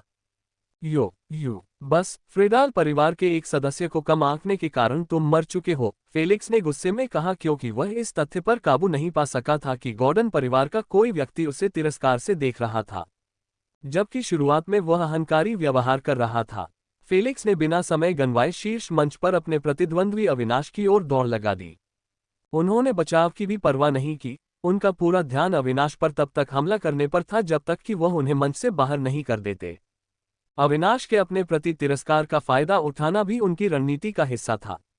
लेस देन निम्न स्तरीय मंत्र अग्नि गोला विस्फोट ग्रेटर दैन। फेलिक्स ने अपना हाथ आगे बढ़ाया और एक बड़ा आग का गोला सीधे अविनाश की ओर छोड़ा, जो उसी स्थिति में बिना हिले खड़ा था। भीड़ में से किसी ने चिल्लाकर कहा, वह क्या कर रहा है? रास्ते से हट जाओ, इससे पहले कि वह आग का गोला तुम्हें घायल कर दे।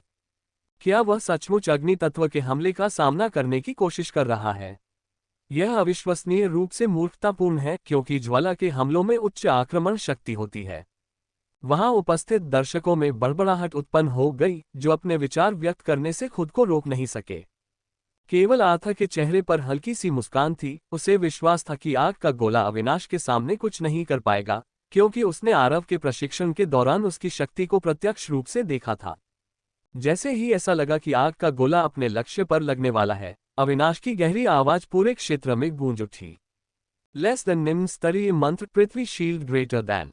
पृथ्वी के तत्व अविनाश के फैले हुए बाएं हाथ के चारों ओर घूमने लगे, जिससे एक सघन ढाल बन गई जिसके किनारों पर सोने की झलक थी। बूम! जब आग का गोला पृथ्वी की ढाल से टकराया तो एक बहरा कर देने वाली आवाज गूंजी, जिससे विस्फोट हुआ। हालांकि अविनाश अडिग रहे, 1 इंच भी नहीं हिले। उसके चेहरे पर हल्की सी मुस्कुराहट आ गई, जिससे फेलिक्स और अधिक चिढ़ गया। यह असंभव है। तुम मेरे फायर बॉल बर्स्ट को इतनी आसानी से कैसे झेल सकते हो? फेलिक्स ने आश्चर्य से पूछा। ठीक है, यदि आपने अपने अग्निगोलक में अधिक प्रतिबद्धता दिखाई होती तो शायद मुझे पीछे धकेलने का मौका मिल सकता था, लेकिन आपके कमजोर प्रयास ने मेरी पृथ्वी ढाल पर केवल एक छोटी सी खरोंची छोड़ी। अविनाश ने बिना कुछ छिपाए फेलिक्स को ताना मारा। मुझे संदेह था कि उनकी प्रतिक्रिया की गति में कुछ गड़बड़ है, नाइट ने धीरे से कहा। हमले के प्रति अविनाश की प्रतिक्रिया से वह हैरान था, क्योंकि उसे वह समय याद था जब वह छाया से बाहर आ रहा था और उसे और आथा दोनों ने ही उसे पहचान लिया था। तुम्हारा क्या मतलब है, नाइट? अवनी ने उसके अवलोकन के बारे में उत्सुकता से पूछा। मुझे लगता है कि आथा और अविनाश दोनों इतने लंबे समय तक एकांत में छिपे रहने के बाद मध्य टीआई क्षेत्र में आगे बढ़ गए हैं। लेकिन जहां तक आरव का सवाल है, मेरा मानना है कि वह एक उच्च टीआई जादूगर बन गया होगा, नाइट ने अवनी के साथ अपनी भविष्यवाणी साझा करते हुए कहा। क्या यह असंभव है? अवनी ने तुरंत इसका खंडन किया। वह इस विचार को स्वीकार करने को तैयार नहीं थी कि आरव ने उसे इतने महत्वपूर्ण अंतर से पीछे छोड़ दिया है। अल्पविराम। खैर, ये सिर्फ एक भविष्यवाणी है। याद कीजिए कि कैसे आरव युवा पीढ़ी में जादूगर बनने वाला पहला व्यक्ति था। मुझे मत बताओ कि तुम भूल गई हो, नाइट ने उसे याद दिलाते हुए अपने दावे के समर्थन में सबूत पेश किए। अवनी ने ये सोचकर निराशा में अपने दांत भींच लिए कि आरव एक उच्च टीआई जादूगर हो सकता है। वह यह मानने को तैयार नहीं थी कि डरपोक आरव, जिसने उसे नेतृत्व करने दिया था, साधना में हमेशा उससे एक कदम आगे रहेगा। अब मेरी बारी है, अविनाश ने अंततः हमला करने की पहल करते हुए घोषणा की। लेस देन पत्थर की मुठ्ठियां ग्रेटर दैन। अविनाश ने अपने हाथों को मजबूत पत्थर के दस्तानों में बदल दिया, जिनमें छोटे छोटे कांटे निकले हुए थे। उसने अब शब्दों को व्यर्थ नहीं जाने दिया और तुरंत फेलिक्स की ओर दौड़ा। इतनी जल्दी? फेलिक्स चिल्लाया। उसे केवल धुंधला सा दिखाई दे रहा था, क्योंकि अविनाश उसके करीब आ रहा था। वह हैरान था, क्योंकि उसकी शक्तियां अविनाश की शक्तियों से प्रतिस्पर्धा करने में सक्षम होनी चाहिए थीं, क्योंकि वे दोनों मध्य टीआई जादूगर थे। हालांकि उन्होंने अपने प्रतिद्वंद्वी को बहुत कम आंका था। जब अविनाश फेलिक्स के पास पहुंचा तो फेलिक्स ने अपने हाथों को एक्स आकार में पार कर लिया तथा बचाव के लिए उन्हें छोटी छोटी लपटों से ढक दिया। अफसोस है कि अब इससे तुम्हें कोई मदद नहीं मिलेगी, अविनाश ने चिल्लाते हुए फेलिक्स के पेट पर एक जोरदार मुक्का मारा, जिससे वह मंच से नीचे गिर गया। अविनाश जीत गया। जैसे ही फेलिक्स मंच के बाहर उतरा, ऊपर से आवाज आई, वह बहुत ताकतवर है, किसी ने विस्मय से कहा। खैर, मुझे लगता है कि वह यूं ही आरव का जनरल नहीं बन गया, एक और आवाज ने टिप्पणी की। कल्पना कीजिए कि फेलिक्स, एक मध्य टीआई जादूगर, को सिर्फ एक मुक्का मारकर बाहर कर दिया जाए। अगर हम उसके खिलाफ प्रतिस्पर्धा करते हैं, तो क्या हम सिर्फ खुद को बलिदान के रूप में पेश नहीं कर रहे हैं? एक चिंतित व्यक्ति ने सोचा। भीड़ ने फिर से बड़बड़ाना शुरू कर दिया, ये देखकर कि कितनी आसानी से अविनाश ने फ्रिडाल कबीले के एक कुलीन व्यक्ति को हरा दिया था। मैं तुम्हें चुनौती देता हूँ। फ्रिडाल परिवार के भीतर से किसी ने चिल्लाकर कहा, उनकी आवाज में उनका गुस्सा स्पष्ट था। मुझे स्वीकार है। अविनाश ने बिना पीछे मुड़कर देखे ही चुनौती स्वीकार कर ली। अल्पविराम, तुम्हारा अहंकार तुम्हारा पतन होगा। चुनौती देने वाले ने ताना मारा। बिना कोई जादू किए ही उनके हाथों से आग की चिंगारियां फूटने लगीं। ये स्पष्ट था कि आग पर उनका नियंत्रण फेलिक्स से बेहतर था। हौंफते हुए ये फेलिक्स का बड़ा भाई वायलेंट फ्रिडाल है, जिसे फ्रिडाल कबीले का वायलेंट फ्लेम भी कहा जाता है। वह ब्रीफ फ्रिडाल के बाद दूसरे नंबर पर है। मुझे लगता है कि अविनाश अब मुश्किल में पड़ सकता है, अवनी ने नाइट से फुसफुसाकर कहा, जो अविनाश के प्रति उसके समर्थन की कमी पर केवल अपना सिर हिला सका। अविनाश के लिए उत्साह बढ़ाने के बजाय ये स्पष्ट था कि अवनी नहीं चाहती थी कि वह जीते। यदि वह सफल हो जाता तो गॉर्डन परिवार में इस बात पर चर्चा होती कि अविनाश ने किस प्रकार निडरता से परिवार की ओर से चुनौतियों का सामना किया, जबकि अवनी ने स्वयं उनसे बचने का निर्णय लिया था क्योंकि वह आरव का विरोध करने वाले परिवारों की चुनौतियों को स्वीकार करने में असमर्थ थी। देखते हैं, हालांकि मुझे उस पर पूरा भरोसा है, नाइट ने शांतिपूर्वक जवाब दिया। भाई सावधान, वह बहुत ताकतवर है। फेलिक्स ने अपने बड़े भाई वायलेंट को चेतावनी दी। मुझे पता है, पीछे हट जाओ, अब यहाँ हालात गर्म होने वाले हैं, वायलेंट फ्लेम ने जवाब दिया, और फेलिक्स ने जल्दी से एक तरफ हटने से पहले सिर हिलाया। हिंसक ज्वाला ने सीधे अविनाश पर हमला किया, जिसके पास अभी भी स्टोन फिस्ट मंत्र सक्रिय था।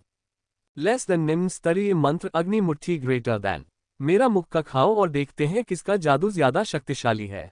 हिंसक ज्वाला की घोषणा की। जब उसने हमला शुरू किया तो उसके शरीर के चारों ओर ज्वालाएं भयंकर रूप से जल रही थीं, जबकि अविनाश अपनी जमीन पर खड़ा रहा, अपनी युद्ध मुद्रा बनाए रखी और स्टोन फिस्ट के साथ अपना मुक्का मारा। उनकी मुट्ठियों के टकराने से हवा में एक छोटा सा विस्फोट हुआ, जिससे पूरा क्षेत्र धुएं से भर गया। धुएं से हिंसक ज्वाला को बाहर निकलते हुए देखा जा सकता था, लेकिन कार्रवाई अभी समाप्त नहीं हुई थी। कुछ ही सेकंड में अविनाश धुएं से बाहर आ गया और वायलेंट फ्लेम का पीछा करने लगा, जो अभी भी प्रभाव के कारण हवा में ही था। दोपहर के 3:39। दर्शक स्तब्ध रह गए। उन्हें विश्वास नहीं हो रहा था कि वायलेंट, जिसका उन्होंने खूब प्रचार किया था, शक्ति प्रदर्शन में इतनी आसानी से हार गया, विशेषकर पहले मुकाबले में। अपने जलते हुए हाथों को जमीन में गाड़कर वायलेंट ने अपनी उड़ान की गति को रोकने में कामयाबी हासिल की, लेकिन उसकी हताशा स्पष्ट थी। लानत है। जब उसे एहसास हुआ कि जैसे ही वह रुका, अविनाश ने उसे पकड़ लिया था, तो उसने गाली दी। और वह अविनाश का गंभीरता से सामना करने से पहले ही मंच से बाहर नहीं होना चाहते थे। बिजली की गति से भी तेज, वायलेंट ने अविनाश पर एक और मुक्का मारा। उसकी हथेली के चारों ओर आग की लपटें भयंकर रूप से जलने लगीं। हालांकि अविनाश ने तेजी से उसका हाथ पकड़ लिया और उसे उसकी पीठ के पीछे मोड़ दिया, जिससे वायलेंट फ्लेम घुटनों पर आ गया। इसके बाद अविनाश ने वायलेंट की पीठ पर घुटने से जोरदार प्रहार किया, जिससे वह फर्श पर गिर गया। इससे पहले कि वायलेंट फ्लेम प्रतिक्रिया कर पाता, जमीन से कई पृथ्वी भाले निकले जो उसकी गर्दन पर धमकी भरे अंदाज में निशाना साध रहे थे, जबकि अविनाश ने उसे पृथ्वी भालों की ओर थोड़ा और आगे धकेल दिया। मैं आत्मसमर्पण करता हूं। हिंसक ज्वाला हकलाने लगी, उसके चेहरे पर भय और आतंक स्पष्ट दिखाई दे रहा था। वह समझ नहीं पा रहा था कि अविनाश ने उसे इतनी आसानी से और तुरंत कैसे हरा दिया। अविनाश जीत गया, शीर्ष मंच से आवाज गूंजी और अविनाश ने हिंसक ज्वाला छोड़ी। पृथ्वी के भाले तेजी से गायब हो गए, जैसे कि वे पहले कभी वहां थे ही नहीं। दर्शक इतने स्तब्ध थे कि कुछ भी टिप्पणी नहीं कर सके। वायलेंट की त्वरित हार ने सभी को आश्चर्यचकित कर दिया था। क्या वायलेंट फ्लेम बहुत कमजोर है या अविनाश बहुत ताकतवर है?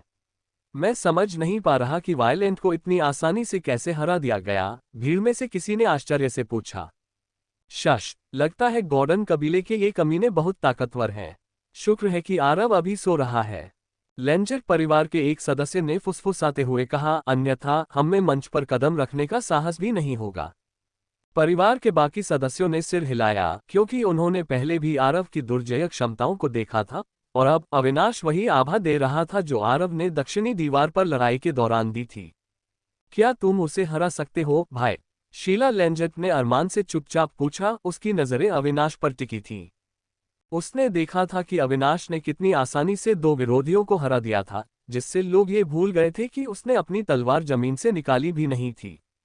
नहीं, अरमान ने उदास भाव से उत्तर दिया, क्योंकि वह जानता था कि भले ही वह अविनाश को हराने के लिए एक विनाशकारी मंत्र के लिए अपना सारा मन निकाल ले, फिर भी आथा उसके रास्ते में खड़ा था। आरव से प्रतिद्वंद्वी बनने का विचार धीरे धीरे उसके दिमाग से लुप्त हो रहा था। अविनाश इतना शक्तिशाली कैसे हो गया? शीला ने गहरी सांस लेते हुए अविनाश द्वारा प्रदर्शित शक्ति को समझने की कोशिश की। अगला कौन है? अविनाश ने पूछा। उसकी नजर अन्य कुलों के जादूगरों पर घूम रही थी। हालांकि जो लोग पहले उसे डांटते थे वे अब उससे आंखें भी नहीं मिला पा रहे थे और इस उम्मीद में थे कि वह अपना ध्यान कहीं और लगा लेगा, जिससे उन्हें और अधिक शर्मिंदगी से बचाया जा सके। अविनाश से निकलने वाली भयंकर आभा इतनी भयावह थी कि उसे चुनौती देने का कोई भी विचार उनके दिमाग से गायब हो गया। ये सभी के लिए स्पष्ट था कि अविनाश ने युवा पीढ़ी के नेताओं के बराबर की ताकत का प्रदर्शन किया था। एक तथ्य जिसने भीड़ को परेशान कर दिया, आखिरकार अविनाश को गॉर्डन के परिवार में शीर्ष लड़ाकू भी नहीं माना जाता था। ये जानते हुए भी कि आरव युवा पीढ़ी का सच्चा नेता है, अवनी का नेता की सीट पर बैठना उन्हें जरा भी विचलित नहीं कर सका। उनका मानना था कि यह आरव द्वारा अपने दुश्मनों को धोखा देकर अपने जनरलों के खिलाफ खड़ा करने की रणनीति थी, जिससे उनके कौशल उजागर हो गए और उसकी अपनी क्षमताएं छिपी रहीं।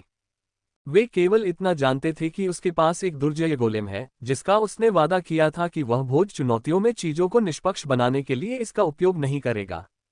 अधिकांश लोगों की यह गलत धारणा थी कि आरव अपने गोलेम के बिना कमजोर था, क्योंकि अधिकांश गोलेम पद जादूगरों में मजबूत निकट युद्ध कौशल की कमी होती है।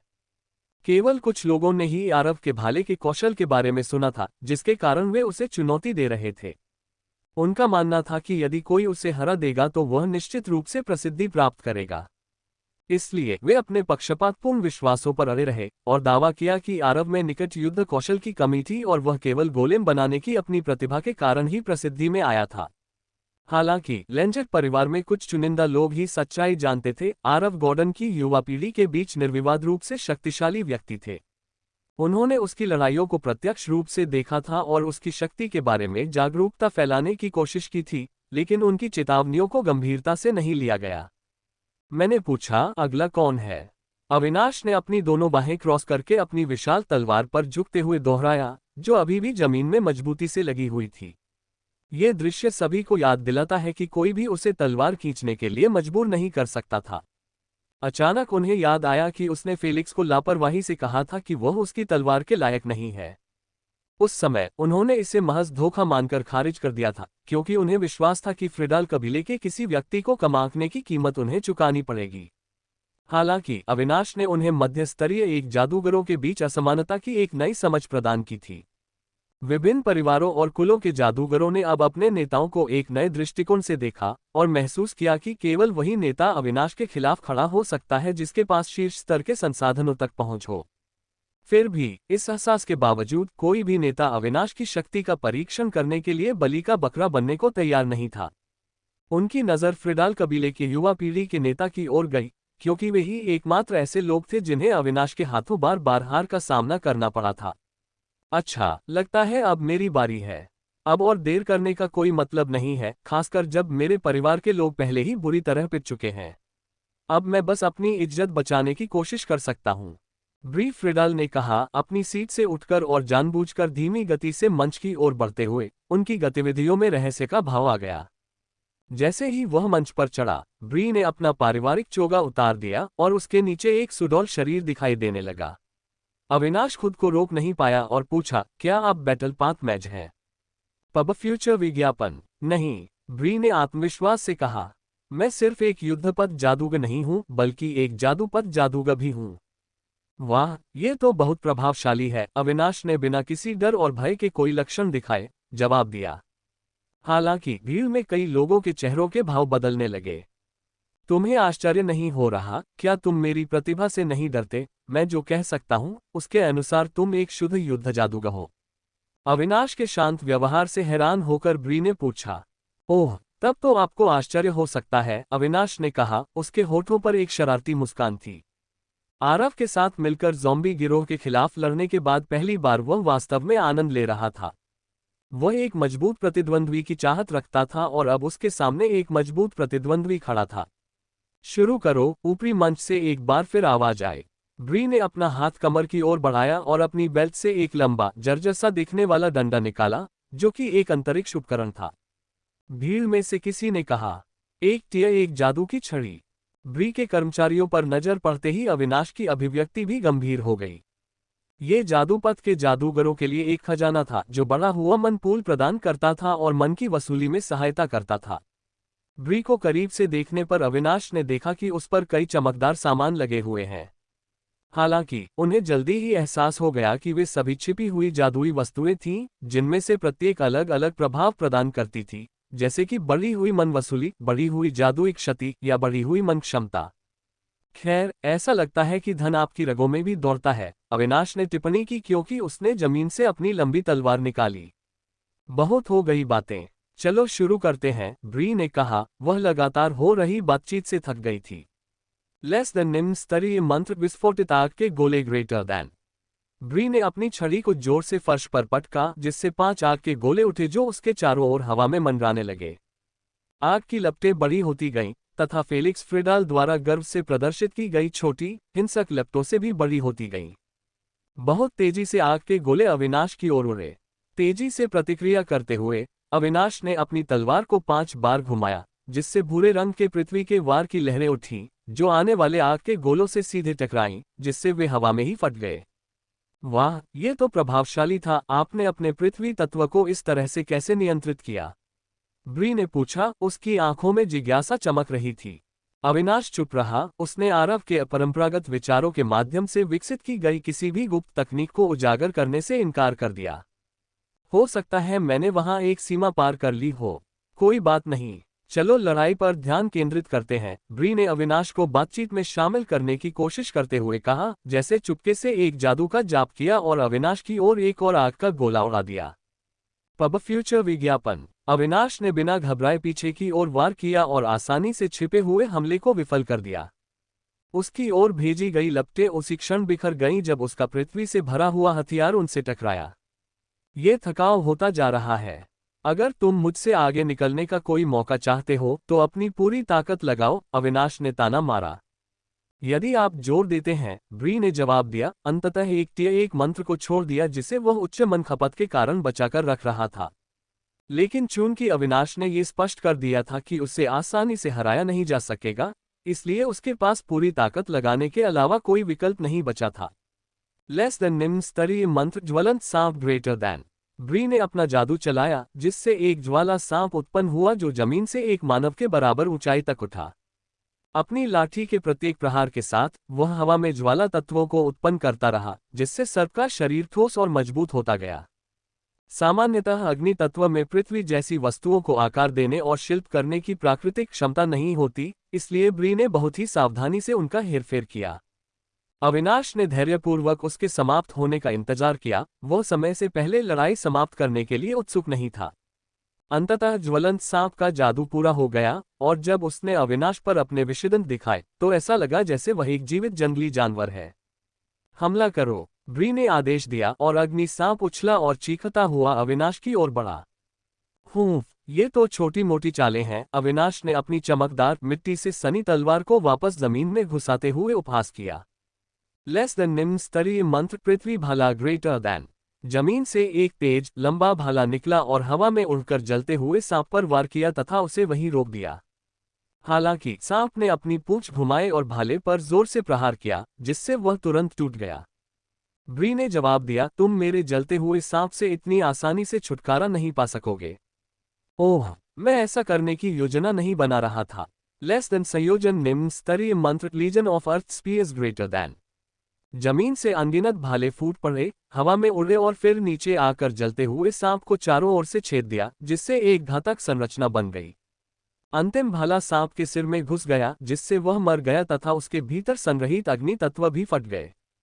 ब्री और अविनाश दोनों को पीछे हटना पड़ा क्योंकि विस्फोट से आसपास का वातावरण हिल गया था।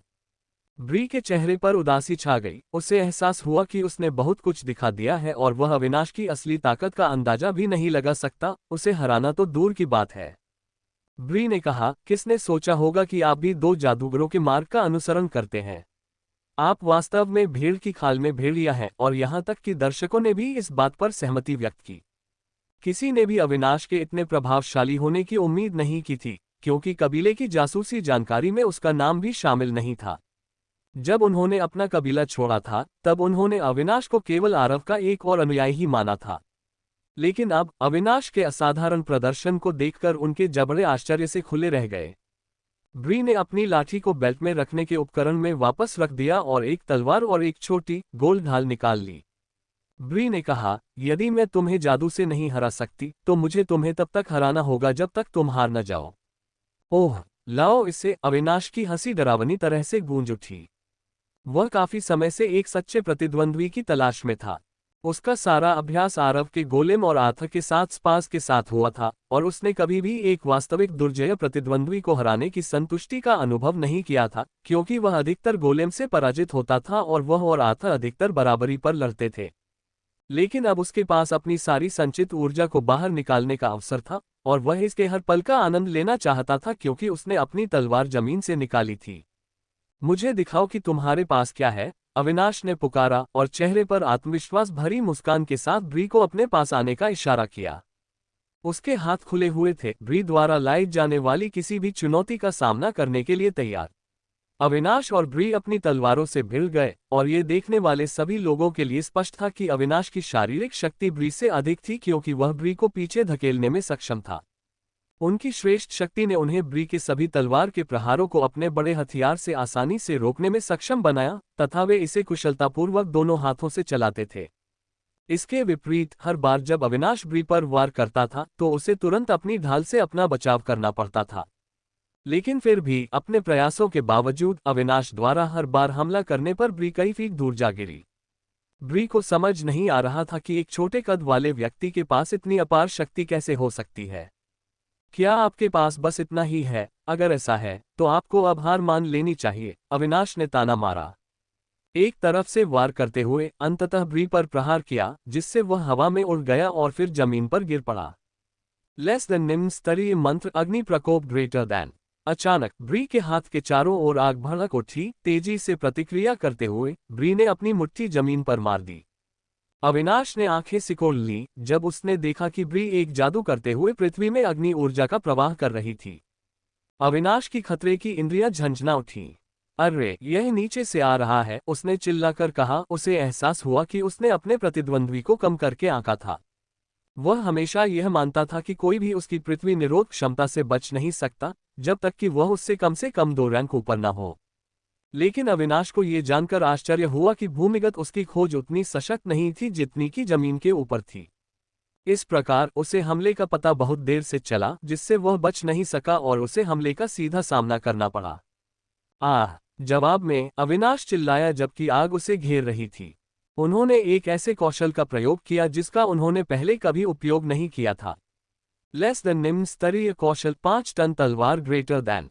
आसपास के पृथ्वी तत्व उसके उठे हुए ब्लेड के चारों ओर एकत्रित हो गए, जिससे वह अविश्वसनीय रूप से भारी और मजबूत हो गया, मानो उसे संपीड़ित मिट्टी से बने म्यान में डाल दिया गया हो। इस बीच जमीन के नीचे से एक अग्निस्तंभ फूट पड़ा, जिसने अविनाश को घेर लिया, जबकि वह अपनी तलवार को ऊपर उठाए हुए था। आह! मुझे नहीं लगता कि कोई भी इससे बच सकता है। मुझे यकीन है कि अविनाश इस समय घावों से भरा होगा, किसी ने कहा। इससे उसे 1 सप्ताह तक बिस्तर पर रहना पड़ सकता है। वह अग्निस्तंभ अविश्वसनीय रूप से शक्तिशाली है, एक और आवाज सुनाई दी। किसी ने कहा, ऐसा लग रहा है जैसे मैं ज्वालामुखी का छोटे पैमाने पर विस्फोट देख रहा हूं। भीड़ आपस में बुदबुदा रही थी, मानो मैच खत्म हो चुका हो, क्योंकि अविनाश आग के जादू में डूब चुका था। ब्री खुद को मुस्कुराने से नहीं रोक पाई, क्योंकि उसे लगा कि वह विजेता बन गया है। हालांकि जब आग की लपटें शांत हुई तो उनके चेहरे पर आश्चर्य का भाव आ गया, और उन्होंने देखा कि अविनाश अभी भी वहीं खड़ा है, और वह किसी युद्धग्रस्त सैनिक जैसा दिख रहा है। उसका ऊपरी शरीर खुला हुआ था, उसका ऊपरी हिस्सा आग की लपटों से जल गया था, और उसकी पैंट भी जली हुई दिख रही थी, लेकिन उसके निजी अंगों की सुरक्षा के लिए वह अभी भी बरकरार थी। पब फ्यूचर विज्ञापन। जैसे ही वह राख से बाहर निकला, सभी को उसकी सुडौल छाती और प्रभावशाली शरीर की झलक मिली। उसके शरीर से धरती की छोटी छोटी दरारें गिरती हुई दिखाई दे रही थीं, मानो पत्थर के टुकड़े गिर रहे हों। मैं विश्वास नहीं कर सकता कि वह उस क्षण अपनी रक्षा के लिए एक चट्टानी कवच का उपयोग करने में सक्षम था, नाइट ने टिप्पणी की, जबकि अवनी आश्चर्य में हौंफने लगी। क्या अविश्वसनीय प्रतिक्रिया गति है, ऐसा लगता है जैसे वह पहले भी अनगिनत लड़ाइयों में भाग ले चुका है, ऐसे हमलों की उम्मीद करने का आदी है, जबकि हम सभी ने मान लिया था कि वह उस जादू के बाद खत्म हो गया था। अवनी ने समझाया और नाइट ने सहमति में सिर हिलाया। मुझे विश्वास नहीं हो रहा कि तुम उसके बाद भी खड़े हो, तुम किस तरह के राक्षस हो? ब्री ने पूछा, क्योंकि वह अपने क्षीण हो चुके मन को पुनः प्राप्त करने का प्रयास कर रहा था। वह अपने मन का अत्यधिक उपयोग करने से अपने शरीर पर तनाव महसूस कर सकता था, लेकिन अपने सहायक उपकरणों की मदद से वह अपने प्रदर्शन को पुनः चरम पर लाने में सक्षम हो सकता था। इस बीच अविनाश ने कोई जवाब देने की जहमत नहीं उठाई। उसकी आंखें लाल थीं, अपनी छोटी सी गलती पर क्रोध से भरी हुई।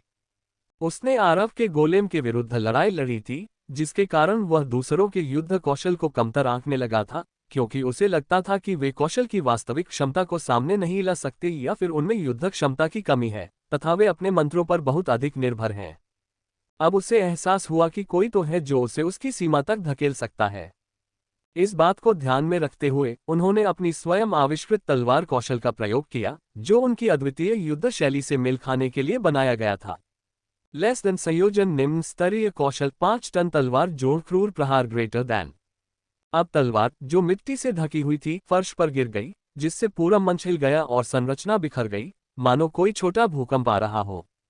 फिर भी अविनाश एक सम्राट की तरह दृढ़ खड़ा रहा, अपने आसपास की अराजकता से अप्रभावित।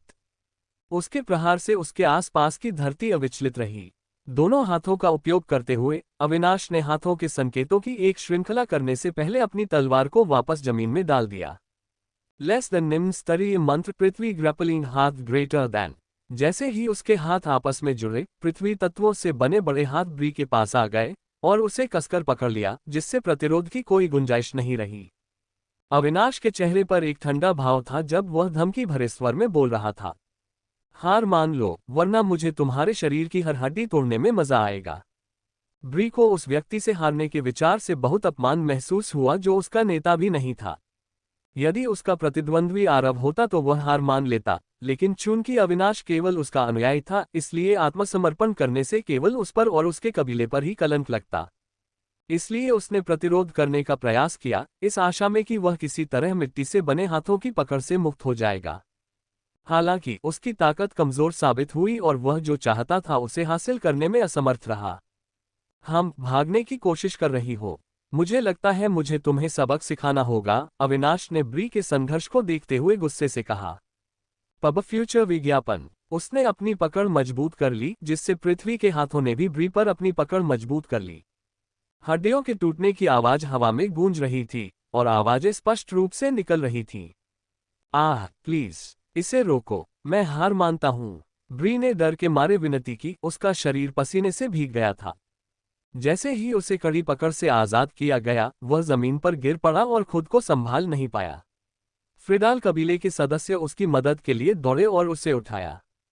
हालांकि अविनाश की ओर उनकी मौत भरी निगाहें उसके द्वारा अनदेखा कर दी गईं। उसने उनकी बातों पर कोई ध्यान नहीं दिया, क्योंकि उसका मानना था कि यदि वे बदला लेना चाहते हैं तो उन्हें स्वयं आकर उसे चुनौती देनी चाहिए। लेकिन अंदर ही अंदर वे जानते थे कि वे अविनाश को चुनौती देने की हिम्मत नहीं कर पाएंगे, खासकर तब जब उनके नेता को भी अविनाश ने ही हराया था। अविनाश जीत गया, शीर्ष मंच से आवाज आई, जिससे उसकी जीत की पुष्टि हुई। विभिन्न कुलों के युवा पीढ़ी के नेता अविनाश के मंच से जाने की प्रतीक्षा करते हुए देखते रहे। उनका मानना था कि ब्री की आग से जलने और काफी ऊर्जा खर्च करने के बाद वह कमजोर हो जाएगा। हालांकि उन्हें निराशा हुई जब ये स्पष्ट हो गया कि ये दुर्जय प्रतिद्वंद्वी अभी पीछे हटने को तैयार नहीं है। उनका सामना करने के विचार से ही उनमें भय भर गया, क्योंकि कोई भी अगला व्यक्ति नहीं बनना चाहता था जो उनका सामना करे।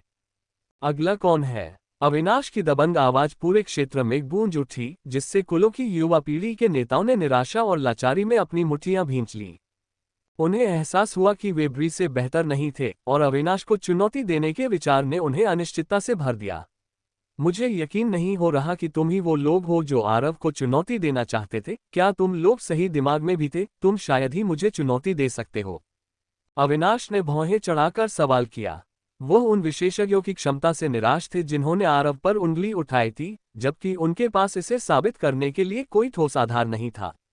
अविनाश एक प्रशंसक की तरह था जो आरव की प्रशंसा करता था और नहीं चाहता था कि कोई उसका नाम खराब करे। मैं फिर पूछता हूँ, क्या अब भी कोई आरव को चुनौती देने में रुचि रखता है? अविनाश ने पूछा। वो उन सभी को तब तक हराने के लिए दृढ़ था जब तक कि वे अपनी हार के परिणाम से संतुष्ट नहीं हो जाते। मैं उससे मुकाबला करूंगा। अचानक एक आवाज उठी, जिससे सभी ने अपनी गर्दनें ऊपर उठाईं और उस बहादुर आत्मा की ओर देखा जिसने उन्हें शर्म की इस श्रृंखला से मुक्ति दिलाने का फैसला किया था। उन्हें आश्चर्य हुआ जब डाकबलिस कबीले के बैठने के स्थान से एक लड़की बाहर निकली। इसने अधिकांश दर्शकों को चौंका दिया, क्योंकि किसी को भी डाकबलिस कबीले के इस कदम की उम्मीद नहीं थी। एक बार वे एक टियर 2 शहर में एक उच्च स्तरीय परिवार थे, लेकिन वहां के शीर्ष कबीले को अपमानित करने के बाद उन्हें वहां से निकाल दिया गया था।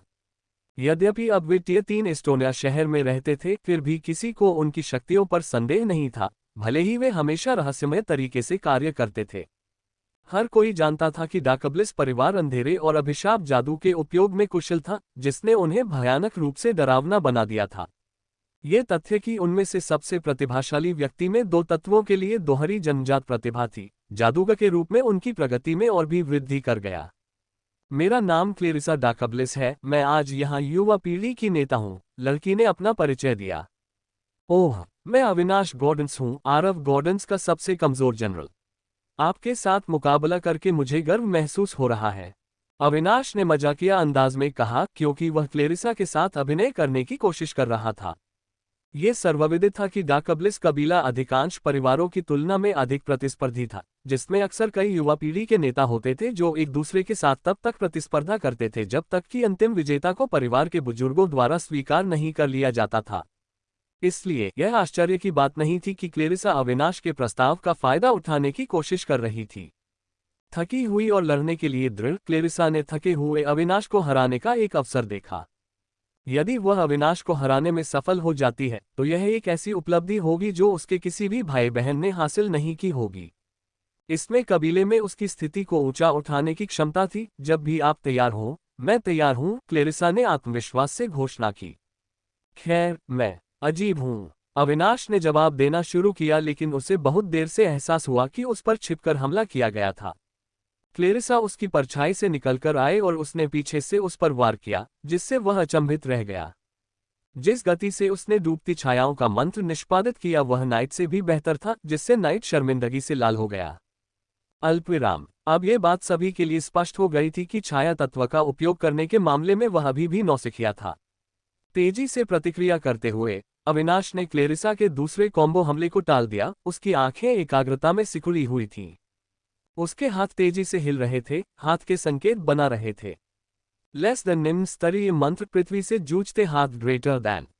अविनाश ने अपने विशेष कौशल का प्रदर्शन किया और पृथ्वी के तत्वों से बने बड़े हाथ जमीन से उभरे, जो क्लेरिसा को पकड़ने का प्रयास कर रहे थे। हालांकि जैसे ही वे उसे पकड़ने वाले थे, वह हाथों से बनी परछाई का उपयोग करके बच निकली। इससे अविनाश को अपनी तलवार वापस पाने का मौका मिल गया। जैसे ही क्लेरिसा छाया से बाहर आई, उसने एक आसन खतरे को महसूस किया और तेजी से बच निकली, तथा अविनाश के शक्तिशाली और समय पर किए गए तलवार के वार से बाल बाल बच गई। वह ये सोचकर आश्चर्यचकित हो गई कि उसे कैसे पता था कि वह पुनः कहाँ प्रकट होगी। उसके विचार तब बाधित हुए जब अविनाश ने अपने पैरों से उसे जोरदार किक मारी, जिससे वह उड़ गई और उसे पसलियों में तेज दर्द महसूस हुआ। लेस देन निम्न स्तरीय कौशल, 5 टन तलवार, ग्रेटर दैन। अविनाश ने एक बार फिर अपने विशेष कौशल को सक्रिय किया, अपनी तलवार को पृथ्वी के तत्वों में म्यान की तरह बंद कर दिया। वह बड़ी सहजता से उस विशाल हथियार का भार उठाते हुए क्लेरिसा की ओर बढ़ा।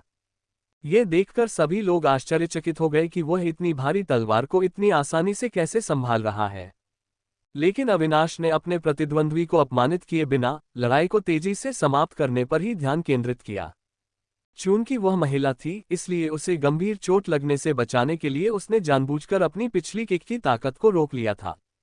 अचानक कई छाया तत्व दबंग जंजीरों के आकार में संघनित हो गए, आक्रामक रूप से अविनाश के चारों ओर लिपट गए, मानो उसे फंसाने का प्रयास कर रहे हों।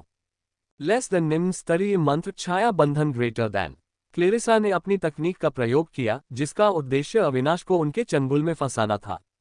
छाया तत्वों से बनी जंजीरें उन छोटी छाया बंधनों की तुलना में अधिक भयानक प्रतीत होती थीं, जिनका उपयोग नाइट अपने विरोधियों को नियंत्रित करने के लिए करने में सक्षम था। इससे नाइट को और भी अधिक शर्मिंदगी महसूस हुई, क्योंकि छाया तत्व कौशल के मामले में वह क्लेरिसा से थोड़ा भी कम नहीं था। उन्होंने जो कुछ देखा था उसके अनुसार वह छाया तत्व का प्रयोग करने में उससे कहीं अधिक कुशल थी।